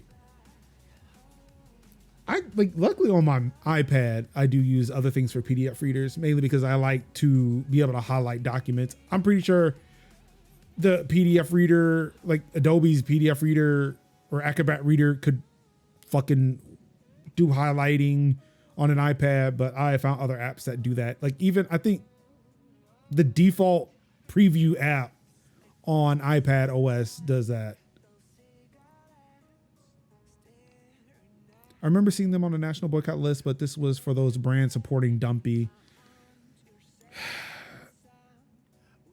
Look, capitalism is just bad. And it's like, that should not be the way we fall into things, like to just try to absolve ourselves of this. I'm trying to get better about there's no ethical consumption under capitalism as my fault, as my go-to line. But yeah.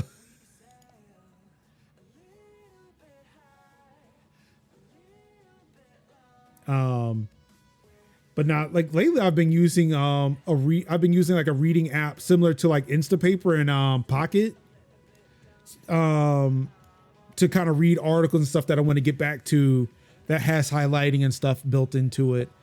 And I found out not too long after I started using it that it's an app that's developed here in Raleigh. So I was kind of excited about that. So I'm supporting a local business.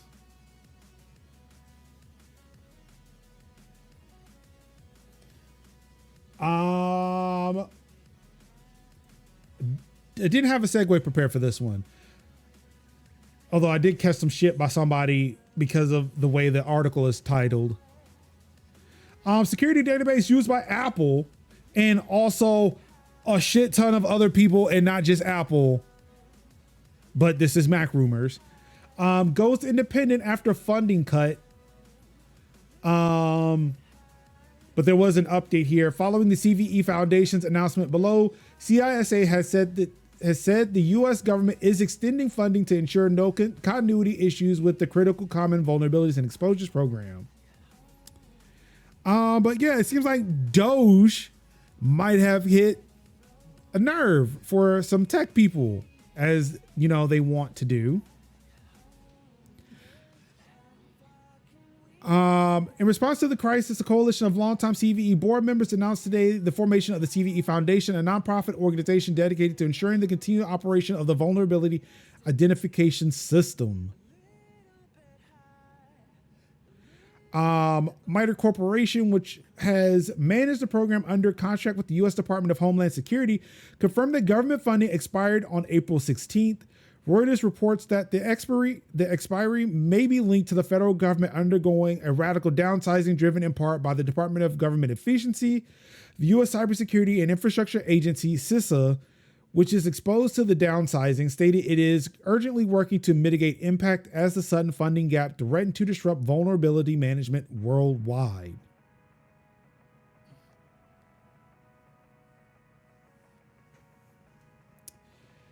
So it looks like in Elon Musk fashion, as he is wont to do, cut the thing, realized that was a very vital thing, it was important, and decided to bring it back. You know, like the Tesla supercharger team. Or I don't know, malaria vaccine support, and Ebola, and bird flu.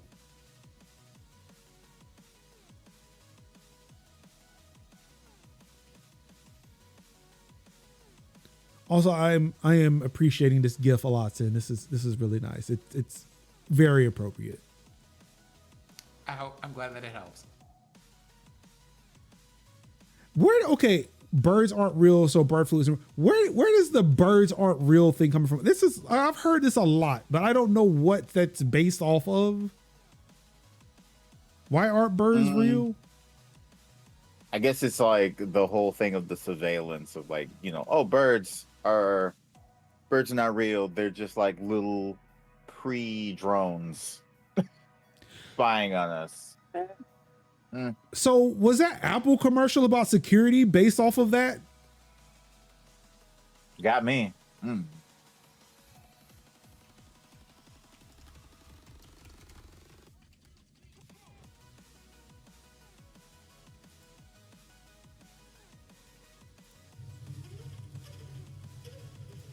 So yeah, it's this commercial here. Like security cameras become fucking birds.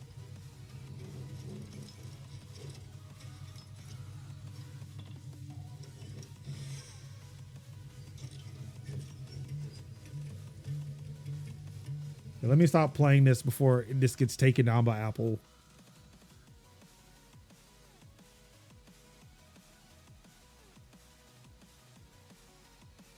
Since GIF is extra accurate when we start talking about spy birds. Because birds were taught to people in biology class and therefore do not know how birds actually work. Oh, okay. Now that commercial makes more sense to me. I was wondering why people kept saying like birds aren't real. Like, what do you mean? Where is this coming from? Like, I know it's a meme, but what is the basis for this meme? I do not understand.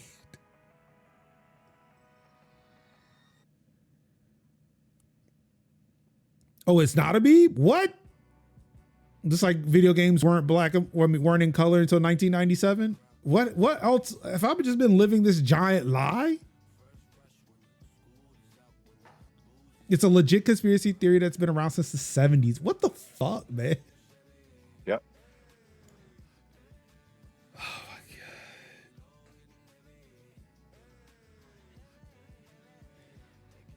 See, I would like to think I've been on the internet for way too long, but anywho, in more Elon Musk news, Do we need any more? I think you'll like this one, but maybe not given what's being affected, but excuse me. Someone hacked Silicon Valley Crosswalks to spoof Mark Zuckerberg and Elon Musk. Whether an ancient Greek well, no, that's the Dibbadet. Last weekend, we were reminded again of communists' ability to strike at the rich and powerful when someone hacked Silicon Valley Crosswalks to place synthetic voice impressions of Mark Zuckerberg and Elon Musk. See, this is one example of Elon Musk.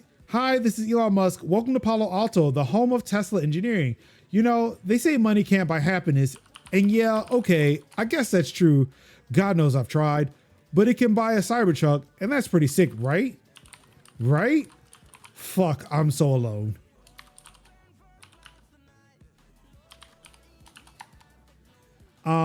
Here's one of Zuckerberg. Hi, this is Mark Zuckerberg, but real ones call me the Zuck. It's normal to feel uncomfortable or even violated as we forcefully insert AI into every facet of your conscious experience. And I just want to assure you, you don't need to worry about that. You don't need to worry because there's absolutely nothing you can do to stop it. Anyway, see ya.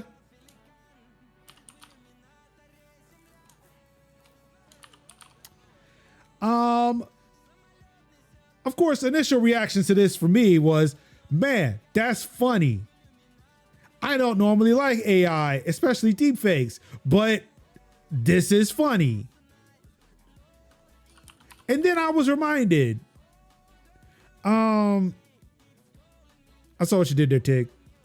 Also, hi, Tig. How you doing? These are crosswalks that are being hijacked that have the audio built in to let blind and hard of seeing people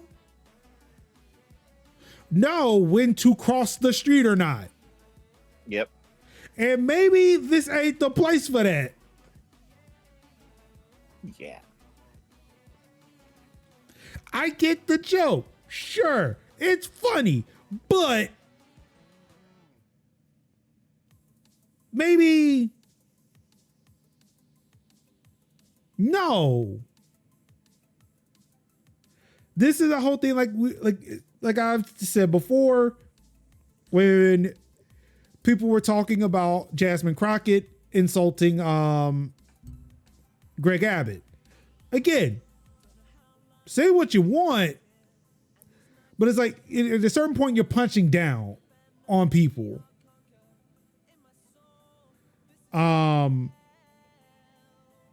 This right here is like you are taking away accessibility for people who need it to try to punch at billionaires, which, you know, loses its effectiveness when vulnerable people are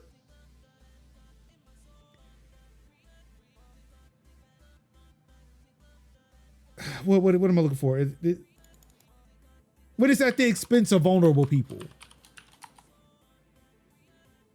Yeah.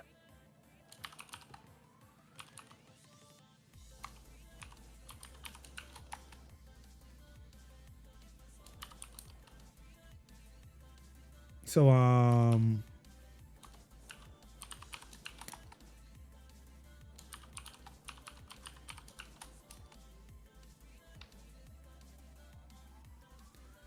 what's odd though, and what actually I find very odd about this, and I guess because, you know, Engadget really does not care about the disabled community, is like it's not even mentioned in this article. Like how this is actually a big fucking deal. Like we should not be doing this shit. It's like the lulz, and it's like, yeah, but it's not good. Not good, fam. Like I am pretty sure the folks who are living in Palo Alto or wherever this is in Silicon Valley are like, hey, cool, but I would like to know when I can cross the street not to hear a deep fake of a very, very sad man. Mm-hmm.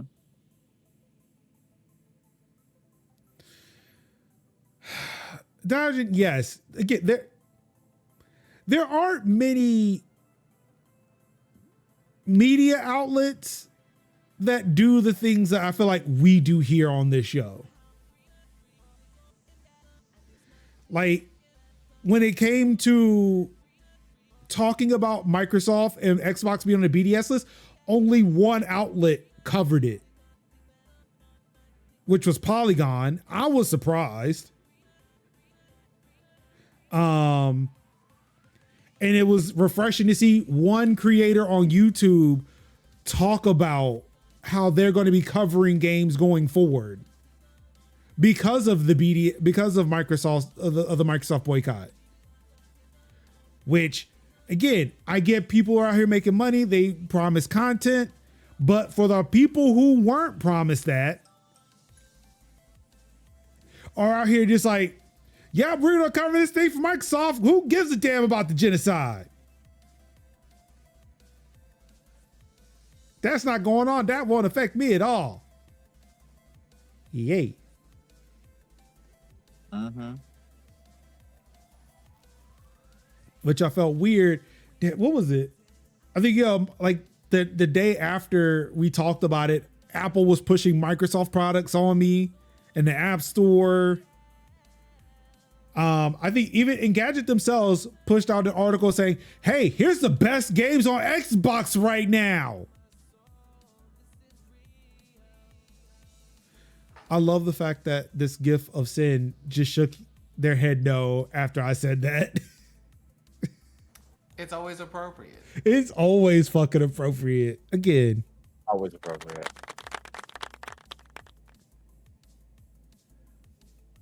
But yeah, like Ruin said, like, nobody's been hurt. So that's why nobody's talking about it. But yeah, I don't know. This just seems like a loss for accessibility because of the lulls.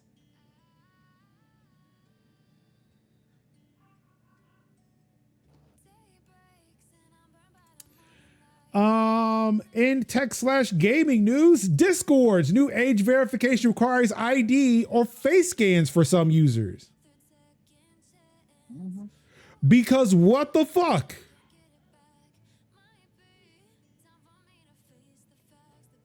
The enshittification begins. Some say it was already here. Mm-hmm. As Merch says, they've done ads. We're doing ads. We don't need more. Mm-hmm. Discord is experimenting with a new age verification policy that would require users to prove their age to see material Discord considers harmful. The verification process is currently undergoing a trial in the United Kingdom and Australia, though Discord didn't say how long the test period will last or when or if it will roll out in other countries. The age verification process applies to all devices, including Discord on Xbox and PlayStation 5. When a user tries to interact with material that Discord flags with its sensitive media filters, such as potentially explicit images, or tries to change their sensitive media filter settings, a pop-up appears that tells them to verify their age before they can continue. Discord provides two ways to verify: a face scan using your device's camera, or using a mobile device to scan an ID card such as a driver's license. The process reportedly takes just a few minutes. That seems the few minutes is a long time just to change a setting. And you receive a direct message from Discord once it's finished that tells you which age group you're in. Yeah, no.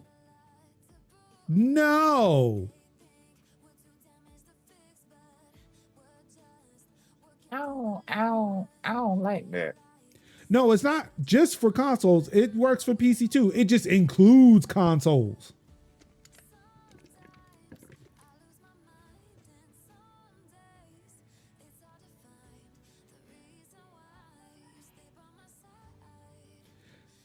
Yeah, I don't like that. I don't like I want to say there was some text-based stuff that got added to consoles recently. I don't know. I don't use Discord on consoles. I've not used it on Xbox when I have my Xbox. I do not use it on PlayStation. Like, but then again, like I've not played multiplayer games on my Xbox or PlayStation. I've normally played them on PC.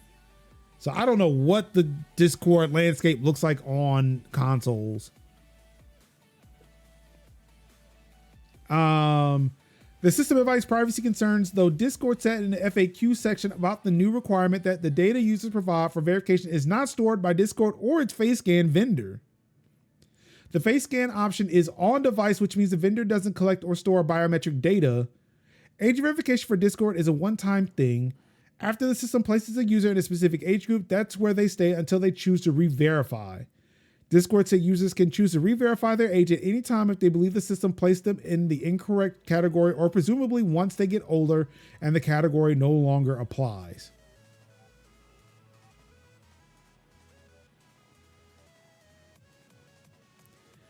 Yeah, no, nope.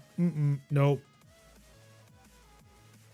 Nope, nope, nope, nope, nope, nope, nope, nope, nope, nope, nope, nope, no, no, no, no, no, no, no, no, no.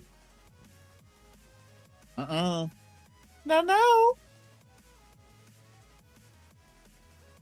No ma'am, no ham, no turkey.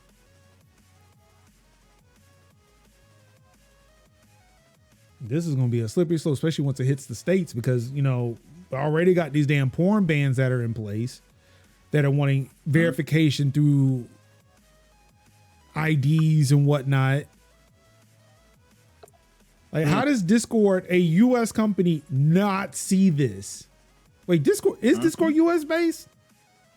Let me Google that.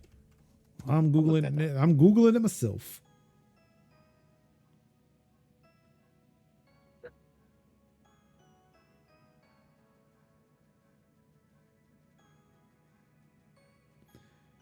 Discord app exposes children to abuse and graphic content.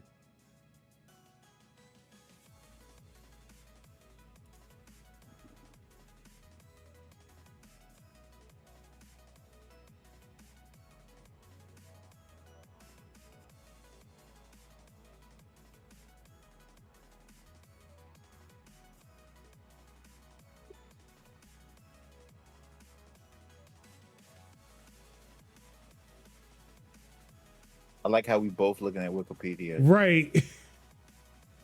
combing through it. But I mean, it's looking so far like a US company.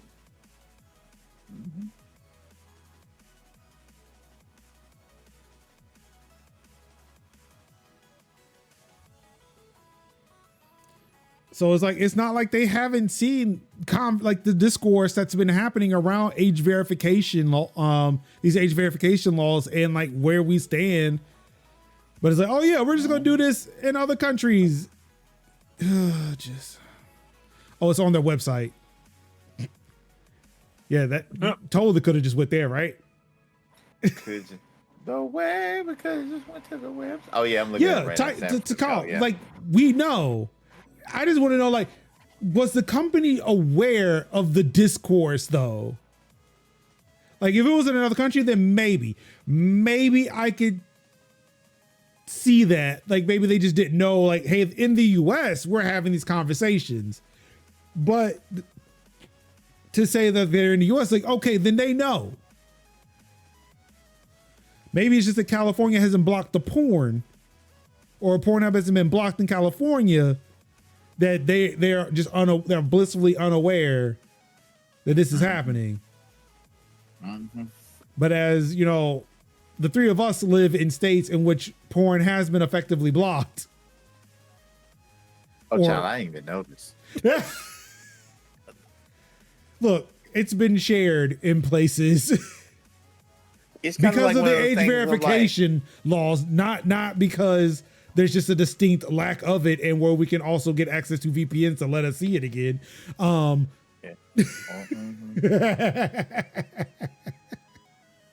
It's one of them things of like, oh, word? Oh. It's like finding out randomly this week that a website may be permanently taken offline. Yeah. Oh, that happened? Oh, okay. Cool, I guess. Oh, right. Oh. And that in the case of that particular website, definitely was like, oh. So what else is new? Okay, Well- so anybody watch Suicide Lay last night? What? Yeah. The Greenback Boogie. Right. I mean, but Ruin, like that's the whole point. That's the whole point. Like this is going way against security. And it's like, yeah, no. Like, yeah, I don't know about that. Like, I don't know about that, Chief. No, boo boo. Let's not do that. I don't know about that. Don't know about that. Right. Like Taco said, like, look, nobody was thinking about that website.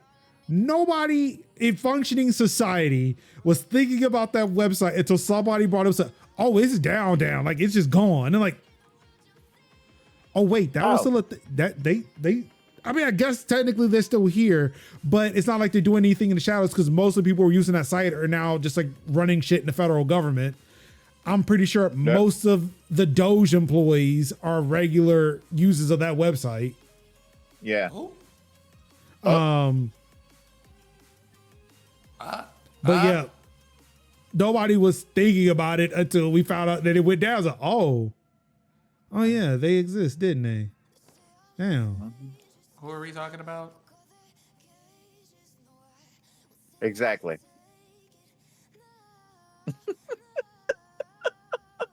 Exactly, What? Stan. What was it? Exactly. Oh, exactly. Exactly. What Major said. Yep. What Major said. I said it. Yep. Mm-hmm. Mm-hmm. Yep.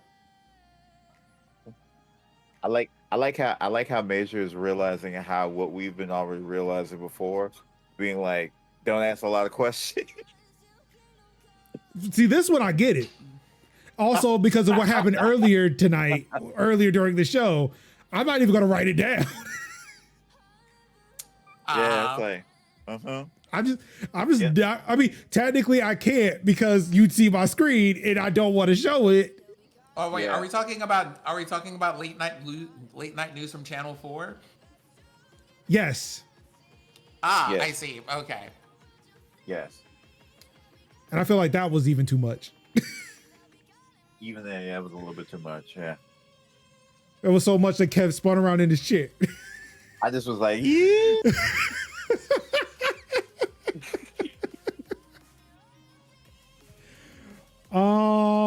In more gaming news, Ubisoft just open sourced its colorblind assistant tool, Chroma. Try to buy some goodwill here, I see. Well, they need all of it. Yeah. Trust. Yeah. Yeah. Yeah. It works by throwing a filter over the game screen. I love how simplistic they make it sound. But then again, it probably is. It's one of those things of like, you can't tell too much how the sausage is made. You just got to be like, we use meat and we don't use bad things. And then it's like, cool. That's all I need to know. You don't use bad things. But yeah, so yeah, this it's been open source. It's available on GitHub. Essentially what it does, yeah, it's like it applies a filter to games that kind of simulate different types of color blindness so that we can try to better develop your games or develop accessibility features for your games to assist those with various types of color blindness. So again, we can always sit there. I mean, we can criticize these companies for the bad shit that they're doing, but also, I mean, we will. But it's still like when they do good, it's still, I feel like it's still appropriate to kind of give them their flowers for that too. Yes. You know, what did it say? Like, when it's due. Yeah. Yeah. NVIDIA should open source physics. I'm surprised they haven't. Huh. Because yeah, like not having it being supported in newer graphics card, like that just means old games are just gonna break. And I do not. Oh, they did? Yeah. Wait, what is it that NVIDIA, they're Oh. dropping support for something. So when newer cards come out, the old games won't work anymore. Or like there's a feature in older games that won't work anymore. Wasn't that physics?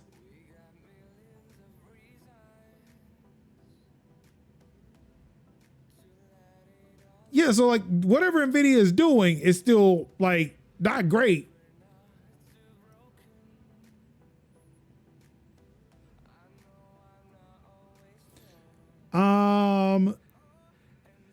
It's better than nothing. I mean, again, if the graphics cards aren't going to support physics, then what's the point? I mean, people play older video games. I mean, will them open sourcing PhysX allow us to still be able to use it on cards that don't support it? Like, that's the question. Someone will make it work. I hope so. And that someone is Green Man Game is good is GOG. I mean, look, there's great modders out there too. So, Oh yeah, modders too. Yeah, modders, anything in the emulation speed. Yeah, I make it work.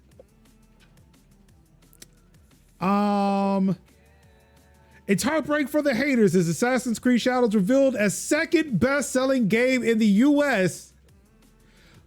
behind Monster Hunter Wilds. Mm-hmm. Kev, we have great taste in video games here on Tech Talk Thursdays. Yeah, we do. Part of the DC Analyst network of shows, which is only just this one. Yes. For now. This DC Analyst network of show. For now. What was Shadows competing with? Well, I mean, I guess every other game in the industry, including, well, damn. Other than WoW. Too slow. It was too slow, Ru. Yeah, because that's why I lost 2 wilds. But all right, look, maybe it's mentioned in the article. I don't know. Right. Because March, it came out in early April, right? It does in early April. No, I think it was late March. Late March. I think it was March 19th. I was looking at that date recently. I'm gonna pull up March's review date. Release date. Do some March releases. No game releases. Thank you, Google. Thank you, Google. Not much. It was okay, this is funny as shit. But Matt, Yeah. I heard it was woke. You clearly don't understand, Rebecca. It only had the woke material in so that it could actually critique the woke mind virus. It's just like Baldur's Gate 3. by the river. Okay. Kind of blows the go woke, go broke narrative out of the water, huh? It really does. It really does. So what you're telling me, I can be woke and not broke? What? Sign me up. But again, sign me up, Chief. But again, Ruin makes a very valid point. What was he competing against? And I still have not found those numbers. Okay. So I'm looking at what's considered the biggest releases, and the biggest releases. Could you share that? Could you share that list? I would like to show that. What was it competing with? The tweets of Elon Musk. Yeah, it's but Google. But hold on, I got a game. I've seen a GameStop. Hold on. I wonder where are these MPD? I just want this. Could I just see the MPD numbers? I don't know about the MPD numbers, but this is this is a direct answer to Ruin's question of what did it have to compete with. Oh, thank you, Reset Era, or maybe not. So nope. So basically, so I'm just gonna pull a few off the top of the list that look like pretty much heavy hitters. 2 Point Museum. I mean, that's a friend of me. That's a friend of mine. Fragpunk, Split Fiction, friend of the both of us. Oh, so Split Fiction was up there. Yeah, Split Fiction was up there. MLB The Show. WWE 2K25. That's a big one for a lot. That's a big one for a lot of people. Atomfall. I mean, first Berserker, Kazan. I mean, it was relatively in a very light like release window because a lot of games were just coming out. A lot of games were just being like, you know what? Let's just come out in March. So like is it Kingdom Come Deliverance 2? oh, that's right, Kingdom Come. Yeah, Kingdom Come. Wait, Kingdom Come wasn't King. Wait, no, Kingdom Come was February. Yeah, I mean, but again, we're talking about like this is for all of 2025. Oh, you're talking about big games. Oh, well then you got a Civ 7. Yeah, all right. So I actually have the data. Avowed. They don't have March in here yet. Yeah.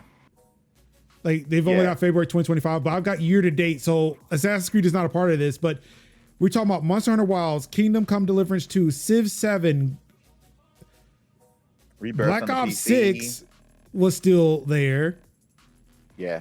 NBA 2K25, PGA Tour 2K25, Madden, GTA 5, Minecraft, Red Dead Redemption 2, Spider-Man 2, Avowed.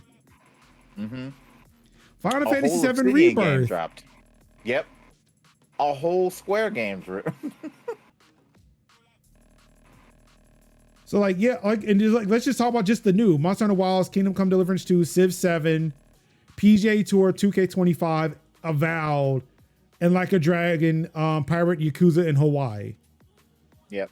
So I mean, and I mean, this might also sound like a joke, but them 2 Point museum game, them 2 Point games, they also sell big. and then again, let's not forget Split Fiction. That's not on the list. Oh, yeah, Split Fiction. That came out in the month. I think that came out before. Yeah, Split Fiction came out before Assassin's Creed. And that was really truly chewing the lunch, as well as Atomfall, as well on which is Atomfall came out after, but I don't think that one was a big game, but I don't think that one had the gumption as an AC game would. The first Berserker, Kazan. Yep. Atomfall. Yep.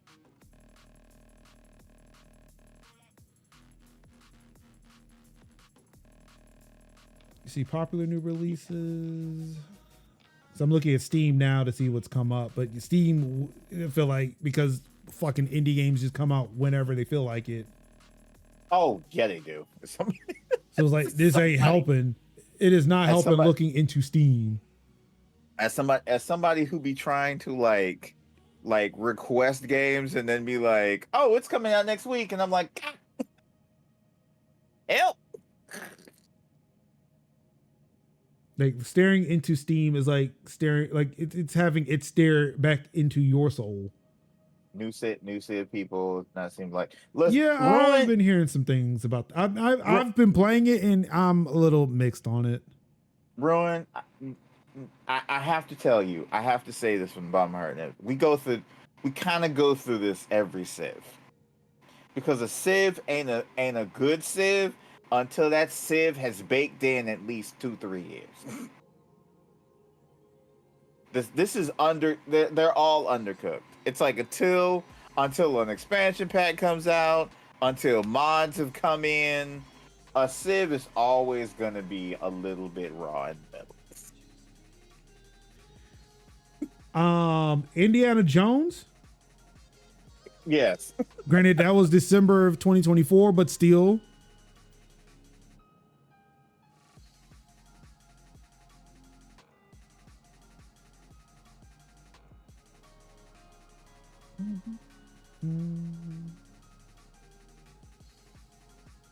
Of course, it's always. Yeah, so I mean,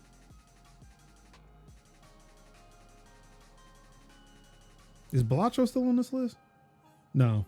I wouldn't doubt it though. Blatcher just won another Helldivers award. 2, Elden Ring, Mm.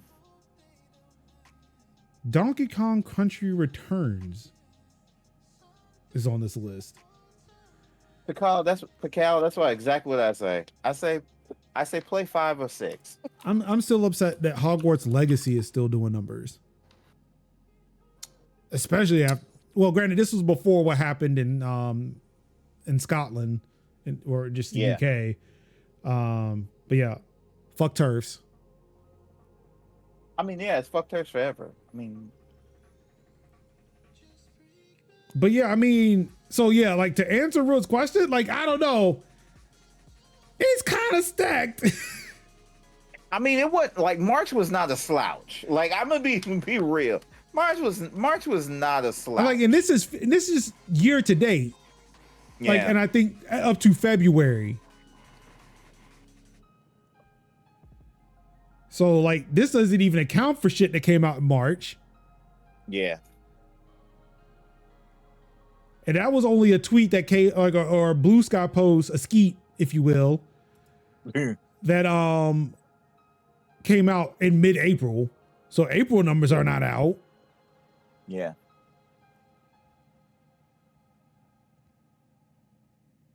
I think once people like know life, that game is probably going to be like slide down into it a little bit. Like Assassin's Creed Shadows has been the best-selling video game in the US for each of its first 3 weeks in the market. So like just since launch, it's been the number 1 selling each week. Yeah. So it's been beating Monster Hunter. Mm-hmm. It's been beating Kingdom Come Deliverance. Keep in mind too, GTA 5 just released the enhanced edition. Yeah. So there may be people who are buying, who maybe just be buying it on PC now. Yeah. Granted, I mean, because like again, Rockstar gave it away for free for people who owned the PC version, the initial PC version. Yeah. But which was me. Oh yeah, me too.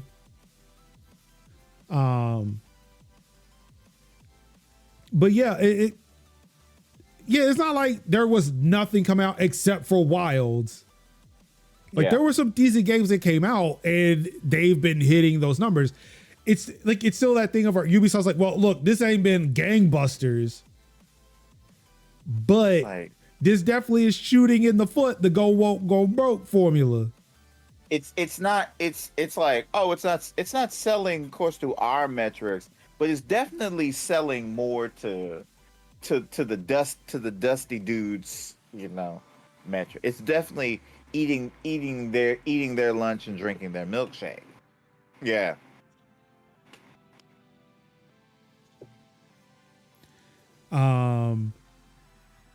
Like the thing is too, like seeing, like I don't think I've ever seen in any of Ubisoft's press material for the game, I don't think I've ever seen Yasuke without his helmet on. So I forgot dude was locked up.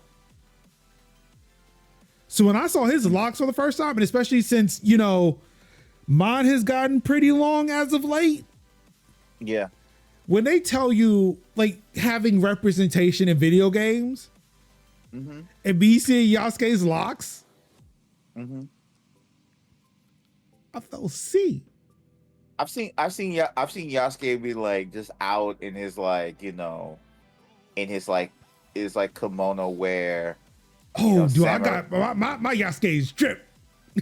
And he'll just be doing like the, you know, samurai on the weekend things where he'll just be doing like calligraphy, and you just be like, yeah, I'm a got that right there, yeah. Like I'm a relax and write. Like, bro, it's great to see it, and I like how in this game, and I'm not sure if it was in other Assassin's Creed too, but like I like the feature of, hey, you could put on stronger gear, but apply the look of the lesser gear. Like you can apply the stats to the best gear to the one you like, to the like the outfits and the drip you like. Oh, it's like layered armor and Wilds, yeah. Well, not maybe, I don't know. I don't know what this is called. Anywho, yeah, I've applied the stats of the strongest armor to a headband, so I can always see the locks on my man. And I've also applied it to a serrated fucking sword. Like the sword got fucking teeth on it, man. And it is great. But yeah, it's good to see it. Like, damn it, what is up with these icons showing up so late? It's good to see, like, you know, Shadows is doing good. Again, I've been enjoying, like, this has been a great game. I've been looking forward to it. Like, when I've been looking forward to Assassin's Creed in Japan, like everybody else. And it only made me feel better when they were doing Yasuke and just like seeing a brother in Japan. I was like, yeah, I'm sorry. I know we feeling feelings about Ubisoft, but like some people in South of Midnight, like I'm going Shadows on this one. It's why I'm not giving people shit about South of Midnight like that. Yeah, that was a lot. That was oftentimes where it's like, you know, why I tell people it's like, I'm not gonna give you shit about it. I'm just saying, like, that's not me, but like watching other people play it and their enjoyment of it has been satisfying to me, and so that's why I'm very taken of like, hey, play what you feel, you know, but I'm a not, you know, so like I'm just gonna not. Now, here are the reasons why, because again, I wanted to try South of Midnight, but it's like, look, protesting a genocide seems really important, and if it's gonna hurt their wallet, yeah, I'll bite that bullet. Not saying that one is more important than the other. Like, look, fighting against sexual assault fighting against those who are committing sexual assault in the workplace is important too. And you get like, it's important to recognize that and understanding like what's going on, what, like where your money is actually going towards. I think my main issue is like people who just ignore all of that. Yeah. And think that companies can do no wrong.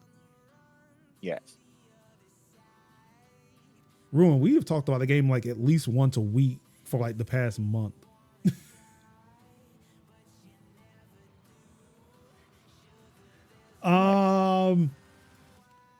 Death Stranding 2. Now, Sid, I'm going to get your take on this because this seems like it's an accessibility win here. Death Stranding 2 boss fights aren't just skippable, they're also readable. According to translation from Genki JPN on Twitter, Kojima explained on Koji 10 radio show that there will be an extra option on the game screen, on the game over screen below the continue option, that players can select to skip past these sections and read about the showdown instead.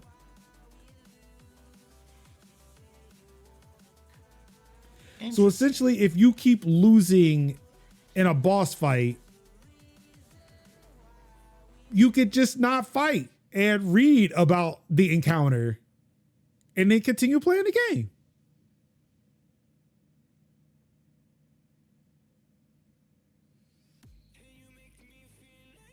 Interesting.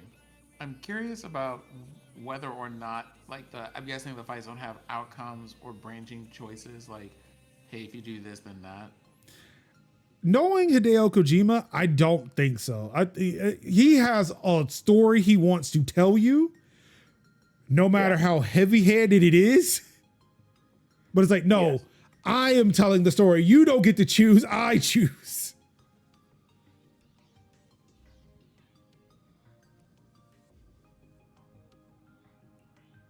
Well, then in that case, I would say yeah. That sounds good. Yeah, for me, it felt like horror movies where it's like, I'm not going to watch a horror movie, but I'll read about it instead. It's like, you know what? I'd be more willing to play Death Stranding 2 if it meant that I don't want to fight that scary boss over there. So I'll just lose on purpose just to read about it and just continue playing the delivery game part. Yeah. Also, why can't we just get that? That's what I want. Like, let's just have a mode where you play the delivery part, and then when it's like the boss, like those are just cutscenes. I am used to 2-3 hour cutscenes from Kojima. Look, okay, only one of them was 90 minutes, but still, I am used to long ass cutscenes from Kojima. I don't mind sitting through a cutscene of a boss fight if it means that all I get to play is the delivery bit. Or just give me the option. Maybe I want to try it. And it's like, you know what? I'm not feeling it. I just want to get back to delivering boxes.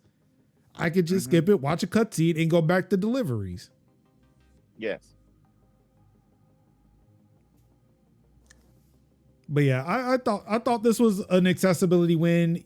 I don't think anybody's ever mentioned it in that way, but I know like a couple of people that I talked to online when I shared the story were saying that, yeah, this seems very accessible. But of course, we also joked because of long cutscenes that maybe what will happen is you'll get a QR code for an ebook that Kojima himself wrote. That's like 90 pages. On the one hand, yikes. On the other hand, valid though. Like it's just the boss seed. It's just the boss seed, but it's just filled in with a whole bunch of backstory that is not even in the video game. Like you would miss out on the complete story of Death Stranding 2 if you actually played the cutscene. I mean, if you played the boss fight, you only get the full story if you read the ebook. Exclusive on passive mode.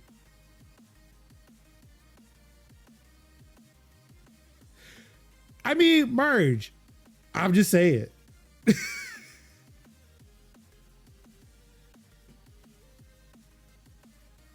All I want to do is play the fucking delivery parts of that game. That's really all I want. Those boss fights that they show in the cutscenes, I don't want to play those. I like trying to figure out how I'm going to deliver packages that are like 3 times taller than me on my back. Also, hey, this person is playing The Division 2. Thank you, Ubisoft Connect. I actually want that for myself. There are a ton of games that I want to know the story, but have no interest in the game. Exactly. That's me in horror games. I will sit there and watch people play horror games all day. I do not want to play them, but I will watch somebody play them all day. I was talking this with my buddy not too long ago. It was like I could not bring myself to play the Last of Us games. But watching someone play the Last of Us games, chef's kiss. That's how I know what the fuck happens in The Last of Us 1 and 2. Yes. Like when The Last of Us 1 came out, I watched 10 hours of YouTube videos of somebody playing through the entirety of that game. Same. And for Last of Us 2, I watched Andy Cortez's archives. Yeah. When he played through it. I watched Chris move. He did it both times. You know. Like turn around. Make it splash. And then of course my favorite line, how did he not see me? But yeah, like honestly, Ruin, I wouldn't mind being a delivery driver. Like say what you want about Uber and Lyft and even like DoorDash. I like that aspect of it. Like I like being in my car and doing deliveries and, you know, being a people mover or whatever, right? Right. It's just, especially with deliveries, I just can't do the stairs bit. And that's why I went from DoorDash to Uber. Because like with Uber, I just stay in my car. But and look, I still do. Like again, eventually I will get back to playing American Truck Simulator. I want to get back to that. I miss playing that game. Mm-hmm. But it's like, damn, I really like, honestly, with a lot of shit that I've been doing on the weekends, it's like I have to play the games that allow me to sit on that couch and not in front of this computer and in this chair all the time.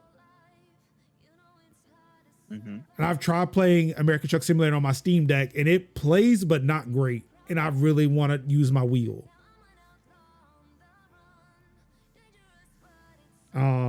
Like my dad's a truck driver, and I'd be lying if I said I didn't want to do that myself. Like even when I was unemployed, I thought about going to get my CDL and maybe getting a truck driving. But then my wife reminded me, you don't like gas guzzling, toxic, polluting vehicles. I'm like, damn, you're right. I don't. This is why I play them virtually. Mm-hmm. But yeah, I got a soft spot for like delivery and truck drivers and like even like the gig workers, because it's something I like to do. I like driving. Again, I like cars. Like I know we try to fight for more public transportation, walkable cities, but sometimes I just want a car. Stop it, Merge. No. Maybe a Ford F-150 Lightning or the Silverado EV. Shit, I'll even take the Hummer EV, but never the Cybertruck. A Rivian, maybe. Like the official one and not that Tesla car.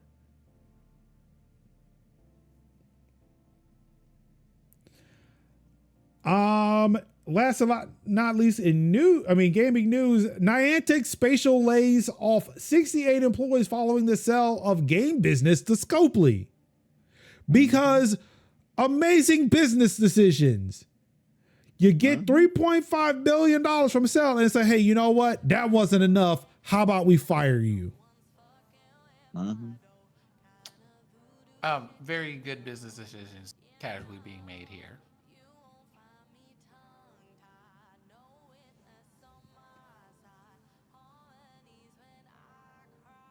Also, did y'all see that Silver Surfer is a woman? Yes.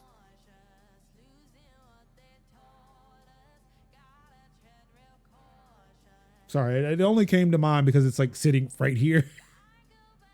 Mm-hmm. I seen that trailer. Trailer's not bad. Are they still in the MCU? MCU adjacent. Or because like now that they've introduced the multiverse, is this like an alternate? This is like an alternate Earth. Good chance. Because I felt like somebody would have mentioned Galactus at any point in time in the modern day MCU. Yeah. Because this is this is like 50s and 60s.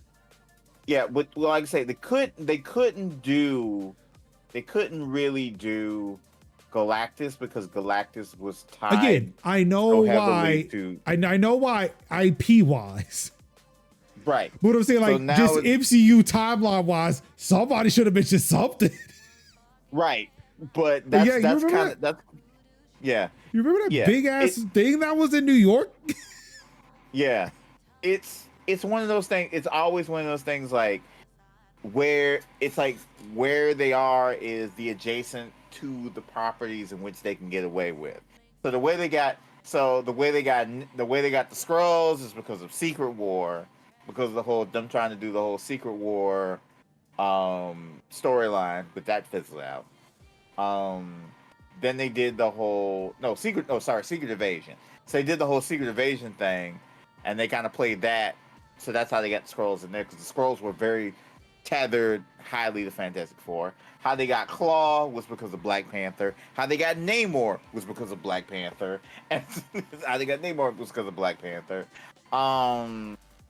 So a lot of the characters that you would consider to be directly tethered to Fantastic Four, they could not necessarily do, because how would you then?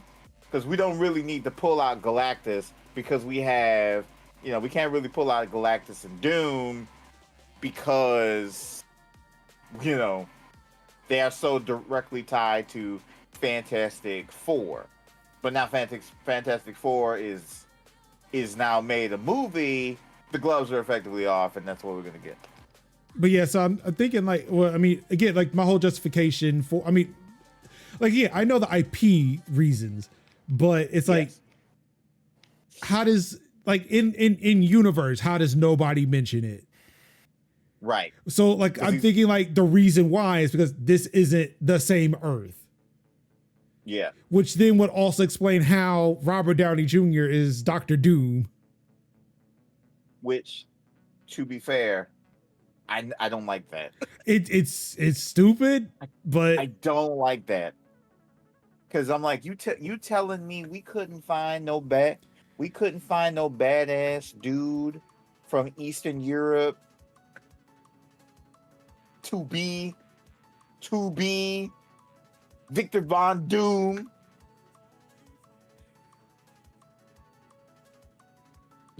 You telling me that couldn't have been possible? Please. maybe he wanted it. Maybe he just kept asking for it. Fine, we'll give it to you. If he wanted it, why did he kill himself off? Because he was tired of playing Iron Wait. Man? So he's gonna play Doom and then not be like. So he's gonna be Doom and gonna be like forever like tethered in a mask.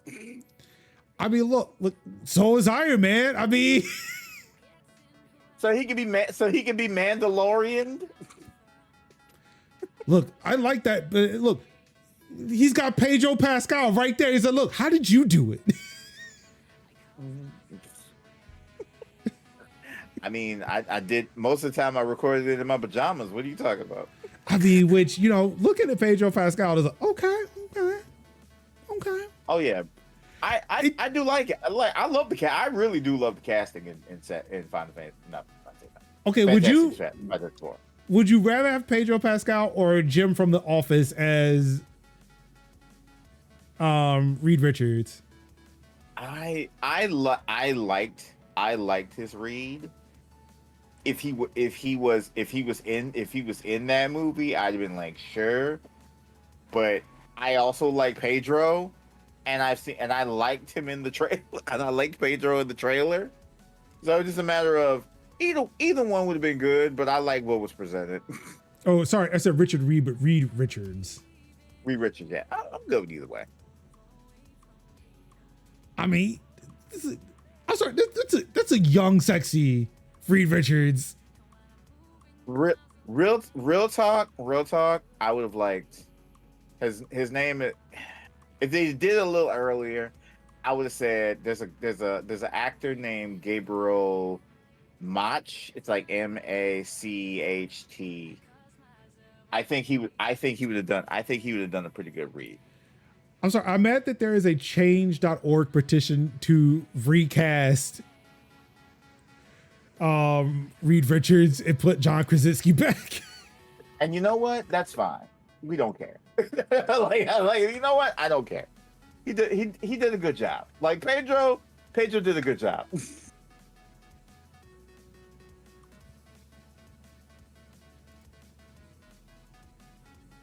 Okay, what's up with this Reed Richards here? It looks like he got the gun holsters on. It looked like he got the Nathan Drake. Yes, yes. The gun holsters. It's giving Uncharted 3. I fear without the kufia.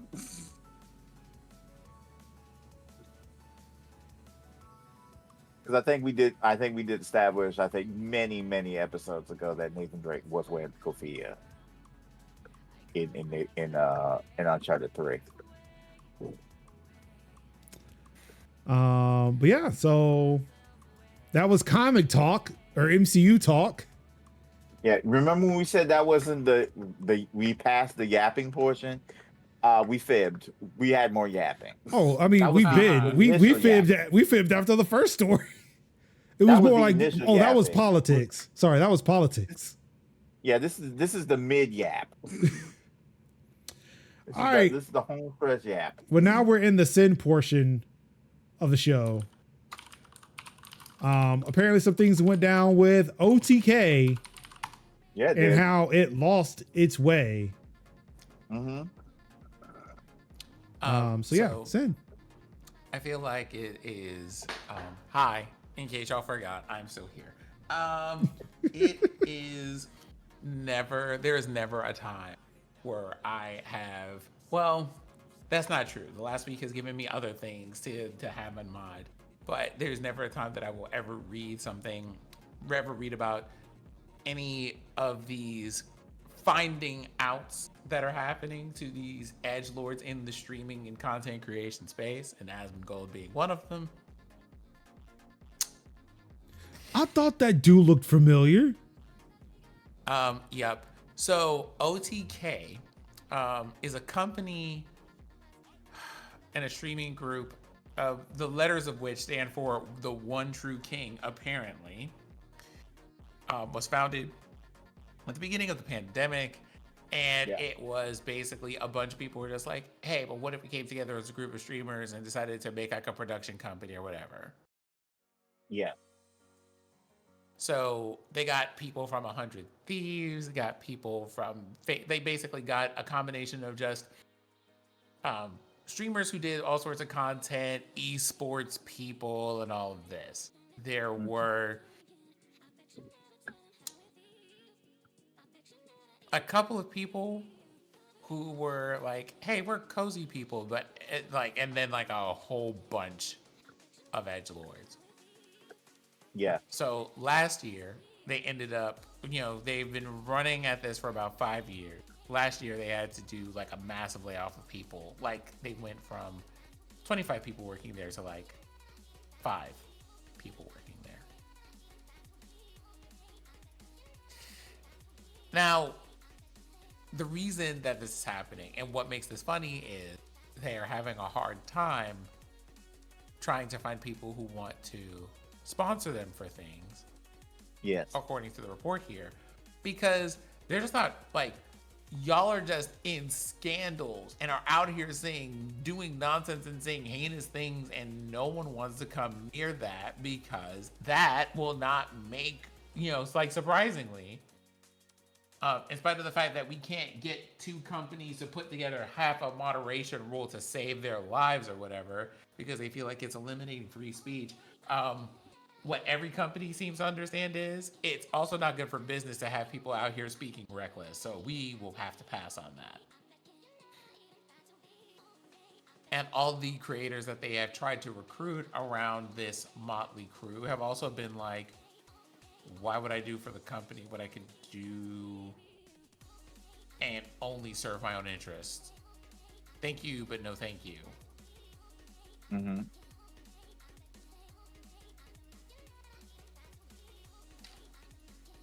So it went from we are going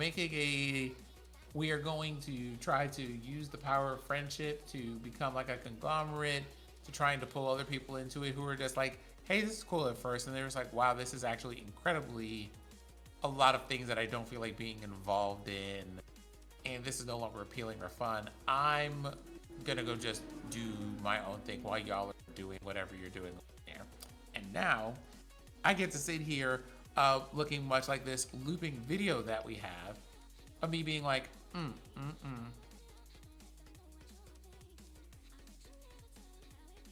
Mm-hmm. See what happens when you don't season your food? See what happens when you don't drink your water?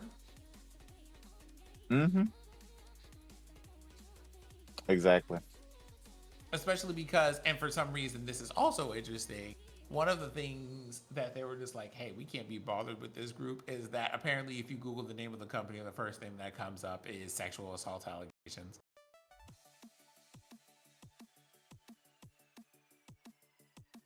And they're just like, if Googling you immediately brings up assault allegations, we're going to have a really hard time trying to find work for you to do. I'm so sorry about it.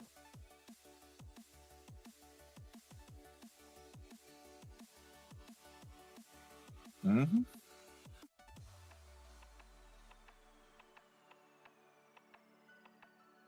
Indeed.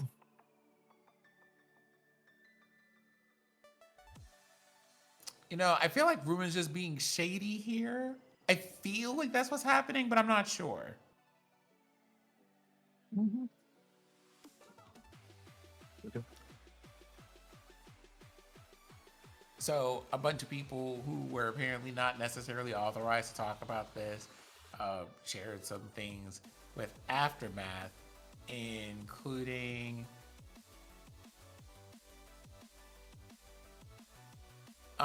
Streamers began to lose interest. Former OTK employees characterized this as less of an individual issue like controversies and more of a systemic problem.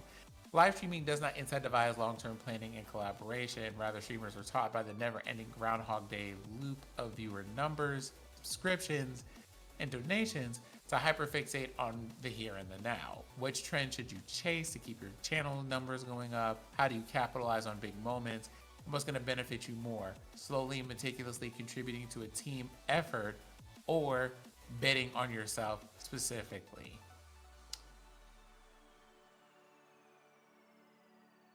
Initially, it sounded like fun, like, oh, I'll do a show here or there, and suddenly it's just like, we actually need you to do a show every other week.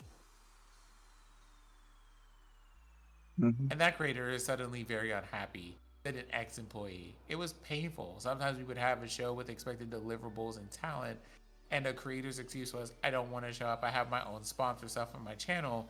And what happened quickly was that creators realized they could just say no, and there was no accountability for it. Yep. So, interesting, beautiful gowns. Yeah, that's why oftentimes you don't want people. You want like a collective of hosts as opposed to not a collective of streamers, because what happens is that hosts are more tied to the content in which they make, which means they'll be there for this particular video, that particular video, this particular thing. But oftentimes with content creators, we're like, we might be there, but good chance, oh, I'm doing sponsored stuff right there. I'm doing sponsored streams, or I'm editing for my own stuff, or I have something that's going to be counter to this. That's going to be definitely a paid thing, or I'm going to be in this con, or I'm going to be at that meetup, or I'm going to be at this community event. So I mean, you're right. Continue. yep. So yeah, it's like when you have like, I mean, there are moments when it's like, cool, Andre Meadows pulled up, like Black Nerd pulls up, or Andre Meadows pulls up, and or Curious Joy pulls up, where when I was like going apoplectic when I seen Curious Joy, because that was somebody, to me, a big deal to me to see her there. But if she was like, oh, but she could have easily been like the myriad of other streamers and content creators who were just doing co-streams and still hitting good numbers. Like, it'd be better. It's almost good for you to be in your own pod streaming an event as opposed to, or being in your pod talking about an event and goes. I think one collective that does respect people's time and energy and efforts is Wholesome Games, because Wholesome Games does the thing where people are in their pods and they can just go and say, knock out a quick 30 second 10 to 15 second clip that goes into whatever their directs or collector showcases, and then they're good. But to do like full-on hosting and content for the channel, or content for whatever their direct showcases are, yeah, that having to travel, meals, accommodation, like meals, hotels, accommodation, pay, yeah, that's a lot. That's a lot. Unless you have a collective that is directly connected to that thing. Yeah, no, it's not. This ain't Rooster Teeth. And like, here's the thing, right? You're also like, it's not like y'all are just 5 people who wanted to do something cool. You want to recruit other people to be part of this thing. But the people that you want to recruit are people who are going to be divas about the things. So like, I don't know what we were expecting to happen there. I don't know why we were expecting it to go well, but I mean, here we are. Indeed. Because as the kids have said, you tried it. Indeed. Maybe.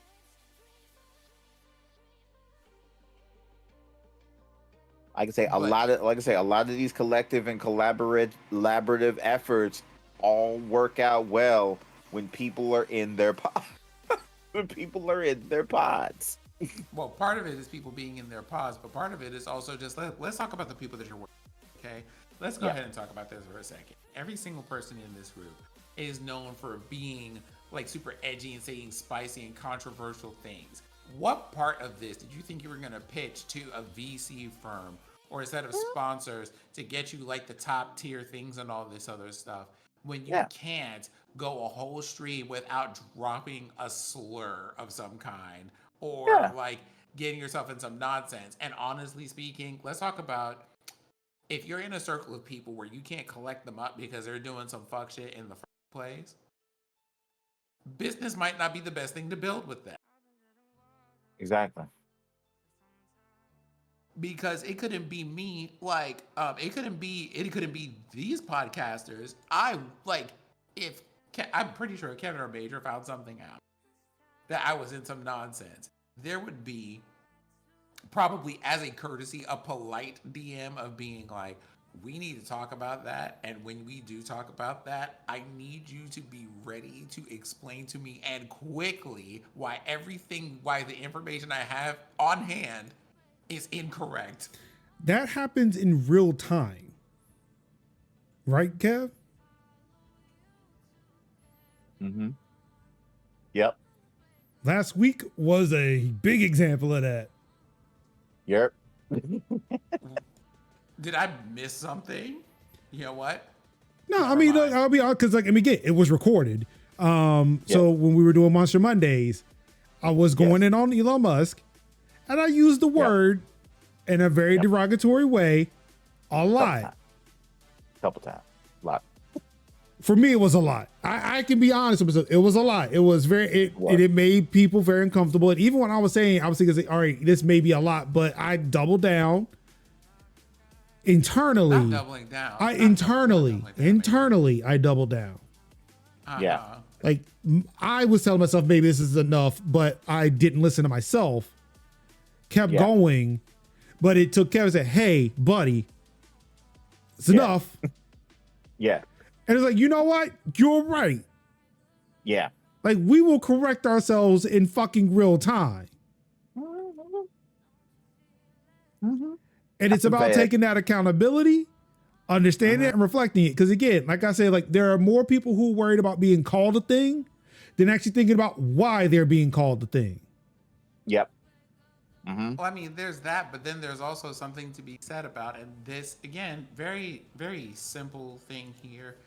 It's just kind of like the standard for that relationship. You know what I mean? Just being able to be like, hey, that's not how we do things here. I know you know better than that, so I'm going to tell you, hey, I need you to fix that, and then I'm going to calmly walk away and go get my come back. You should be good. You should be good. Right, but I'm just talking about just from an overall standpoint. Like it shouldn't be like, oh, we're boys, and that was called out. Right.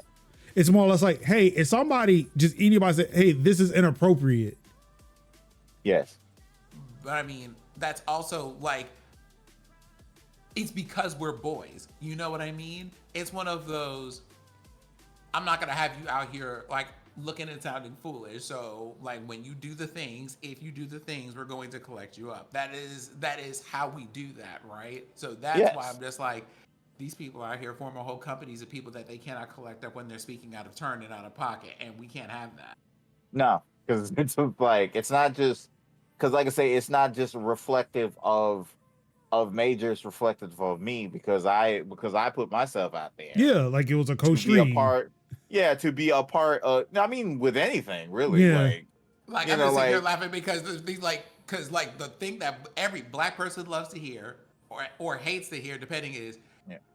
Yeah, that's your friend right there, right? Yeah. Like you don't, right? You never want to hear that when someone's on some foolishness. And, yep. Right. And they're your friend. Go. There they are, right there. Because real talk, I tell people I'm a unicorn. I don't be in everybody else's face. So if you see me doing stuff and collaborating with people, I have now made it the point of I trust you enough and I like you enough to be able to take that time and say, yo, we finna play these games. I mean, and or we finna do a podcast. And it's the reason, like someone was asking, like, why do I use my real name in places? Like, well, because, like, look, I co-sign everything I say. I'm not hiding behind a name. I'm not hiding behind an identity. So, like, yeah, it gives anybody the opportunity to say, hey, is that your man? This guy right here with his whole government out. Right. I'm like, yeah, I definitely said that. I would like for you to, in the future, look that shit up. It's like, all right, yeah, I said that. Right. And for the most part, I would say for about 99% of the shit I've said over the course of my lifetime, I stand by it. And if it's something I've changed, it's like, hey, you know what? Operating on new information. Yeah. And so a boy can grow. Yeah, and that's what I'll say. Like the fact that you said, yeah, I hear you, is the I hear you and understand, and I corrected myself. That's why I'm still rocking with you. Yeah. Like, because like that's amazing. Yeah, because if you had told me like, it's all good, I'd have been like, cool.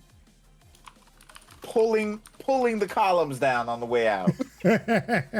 Right? Like I'd have been like, time to cut this off. But time to cut this off. And you know, but like I say, well, once you said, yeah, I hear you, I'm not gonna say it again. Cool. I acknowledge that. And then even just randomly referencing it 3 days later.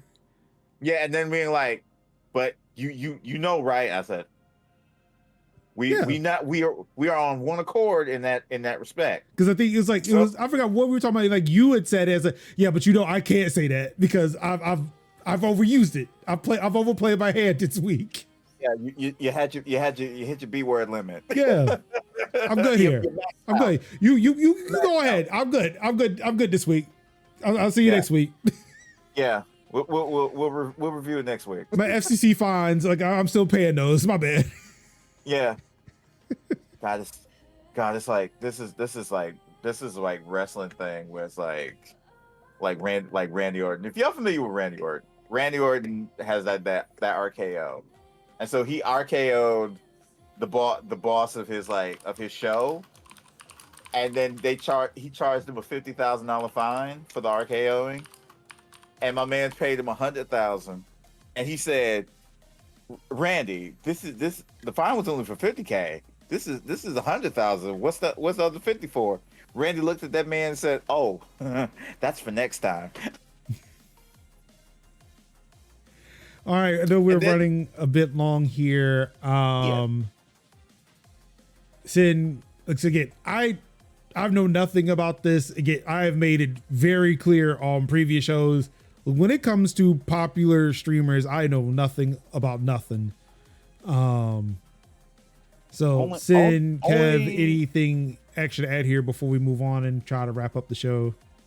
I mean, no more on my end as in, you know, it was a terrible idea, and you know, it was truly a terrible idea, and it should have never got the way it did. You should never, your fortune should never be tied in the collective of your whole and collective based on saying spicy things and trying to go legitimate on that. If you're trying to have that mass market appeal by literally saying very derogatory and spicy things, it's not saying like speaking truth to power. What, that billionaires shouldn't exist and that everybody should have healthcare?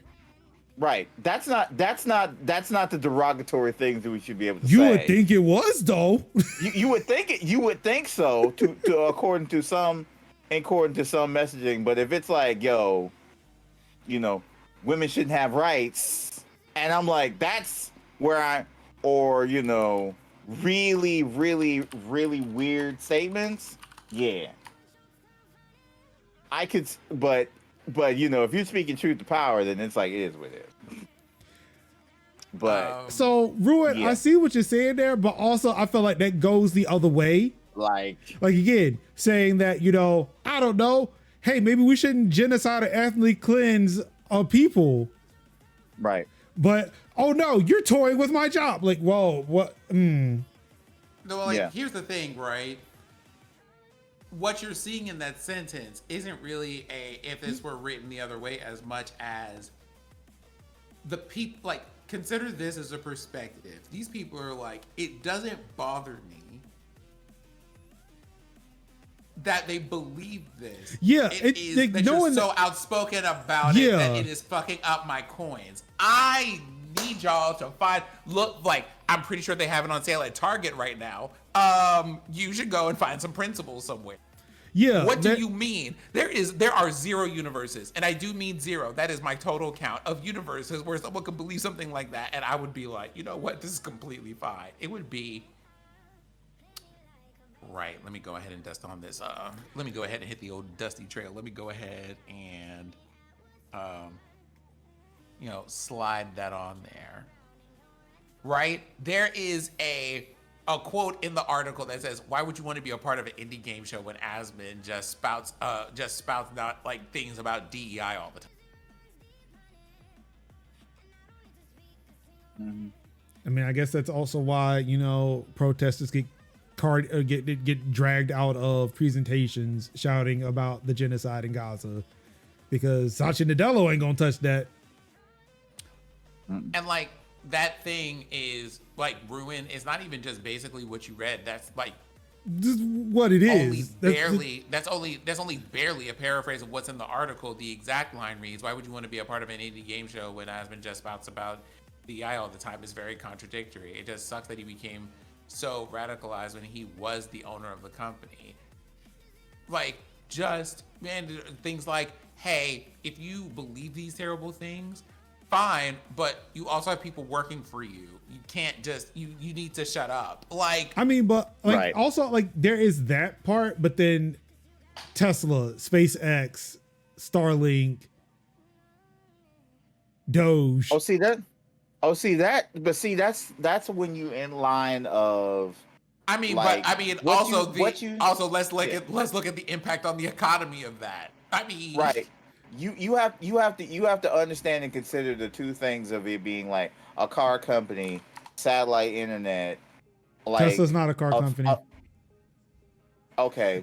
I'm sorry. I just love saying that because that's what he says. Right, but that's what I'm saying. Like, you have to think something in the vein of like whatever, right? You have to think of like these big corporations as opposed to a literal streamer collective. Yeah, like, I forgot. Also, he is a billionaire, and Osmond Gold was not. Plus, it is not, and like but then also the thing that you say ties into directly into people's monies, as opposed to there's nothing for you to weather the storm. Whereas we found out real quick during the midst of these tariffs that there are people who are millionaires and there are people who are billionaires, and a lot of the millionaires saw a lot of their wealth being wiped out because they don't have the backing and the coverage that be able to weather the shocks in the market. Yeah.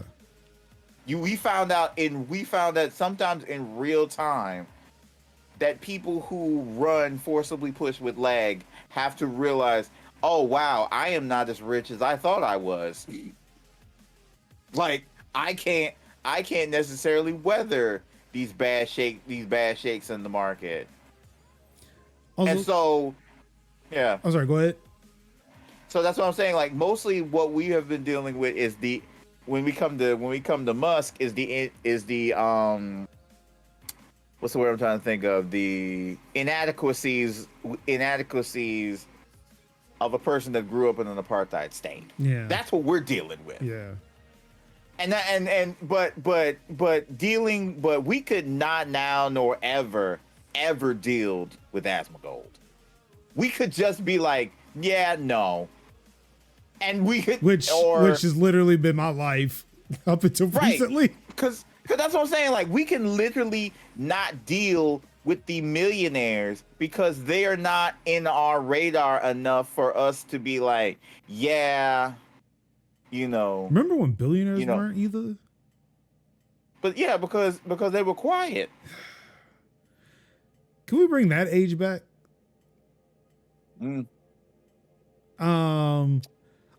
Before we wrap up, I do want to point out that I'm glad that we're still using forcibly push with leg as opposed to its real name. Oh, I'm keeping that going. I do appreciate that. Merge. Was that merge? Because I feel like It it was. merge. Okay. Because we were talking about like, because I was talking about banning the actual word if we were trying to figure out a way to actually say it without saying it. Right. I have named so many videos forcibly push with lag because I've named so many videos and shorts about, oh my god, this like, I think it was like Eldiver's video when I first used it. It was like, oh my god, this music forcibly pushes with lag. Oh. So. Oh, you remember that? See, never mind. Let me hush. Wow. Give me credit. I'm always Wow. merge. I always give you credit. So yeah. Always. Last but not least, of course, Apple released some software updates yesterday. Yeah, I think it was yesterday. Yes, it was. It does say Wednesday. 18.4.1 and macOS Sequoia 15.4.1. Of course, those updates are patching two major vulnerabilities which are being actively exploited. So please, if you have not done so already, update your devices. Or as I say online, update yo shit. Yep. And that's going to do it. That's going to do it for our show. It seems that we front loaded the bullshit section of the show. I'm going to breeze right past what we're doing this weekend. Mainly because it's Easter. People are probably doing Easter things. I don't know. I don't know what I'm doing. Anywho, it's Easter. Happy Easter to those who celebrate. If not, hey, happy weekend. Yes. I was wondering why my son was out of school tomorrow, and now I remember. It's Good Friday. But yeah, definitely if you are checking out this show on the podcast of your choice, you can always watch us live, twitch.tv/MajorLinux, Thursdays, 8:00 p.m. Eastern. And of course, if you watching live would like to catch our previous episodes, you can go to majors.house/TTT or majors.house/TTTvid if you want to catch the video versions. And search for Tech Talk Thursdays in your podcatcher of choice. Of course, hey, if you would like, give us a review, 5 stars. Tell us what you like about the show. Help push us up in those algorithms. You know, do the things that people ask other people to do. I don't know. I'm going to do this regardless until we just decide not to. Hopefully we don't implode like OCK because there's only 3 of us and, you know, our views kind of align and we don't say anything problematic outside of, you know, maybe we should have universal basic income. Mm-hmm. But, you know, I mean, somebody's going to find that problematic, right? Mm-hmm. That's what you should do. You should share our edgy content. Like, I don't know, maybe, you know, it should be a government run by the people, for the people, by the people. Get rid of funding in elections. We need a revolution. Post that shit, clip that shit, post it somewhere. Let's see. What else am I forgetting? Of course, if you would like to reach out to us, we've got our social medias, or the Mastodon stuff is at least in the description. I'm sure you can find us wherever. If you really want to talk to us, Discord is the best place to do it. Majors.house/Discord is where you can find that.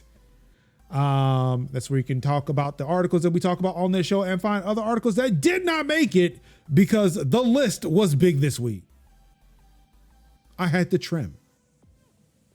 We snipped. We a little bit.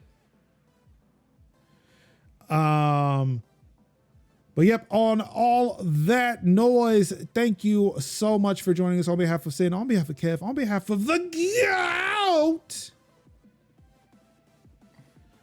I'm your Mark Summers, Major Linux, twitch.tv/Major Linux. And of course, all I've got left to say to you, you could have been anywhere in the world watching any stream. Sin, I'm going to get it right. You don't need to shake your head.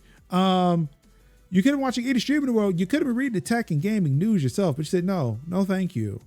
We are learning the best business strategies from the brightest minds on the internet. And for that, I say thank you. We are better than Robert Reich or whatever the dude's name is. We're on that Dr. Richard Wolf level, if you know what I mean. And all I've got left to say to you wonderful people is no one's going to save us but ourselves. If you stay ready, you ain't got to get ready. I love you. Peace. Wakanda forever.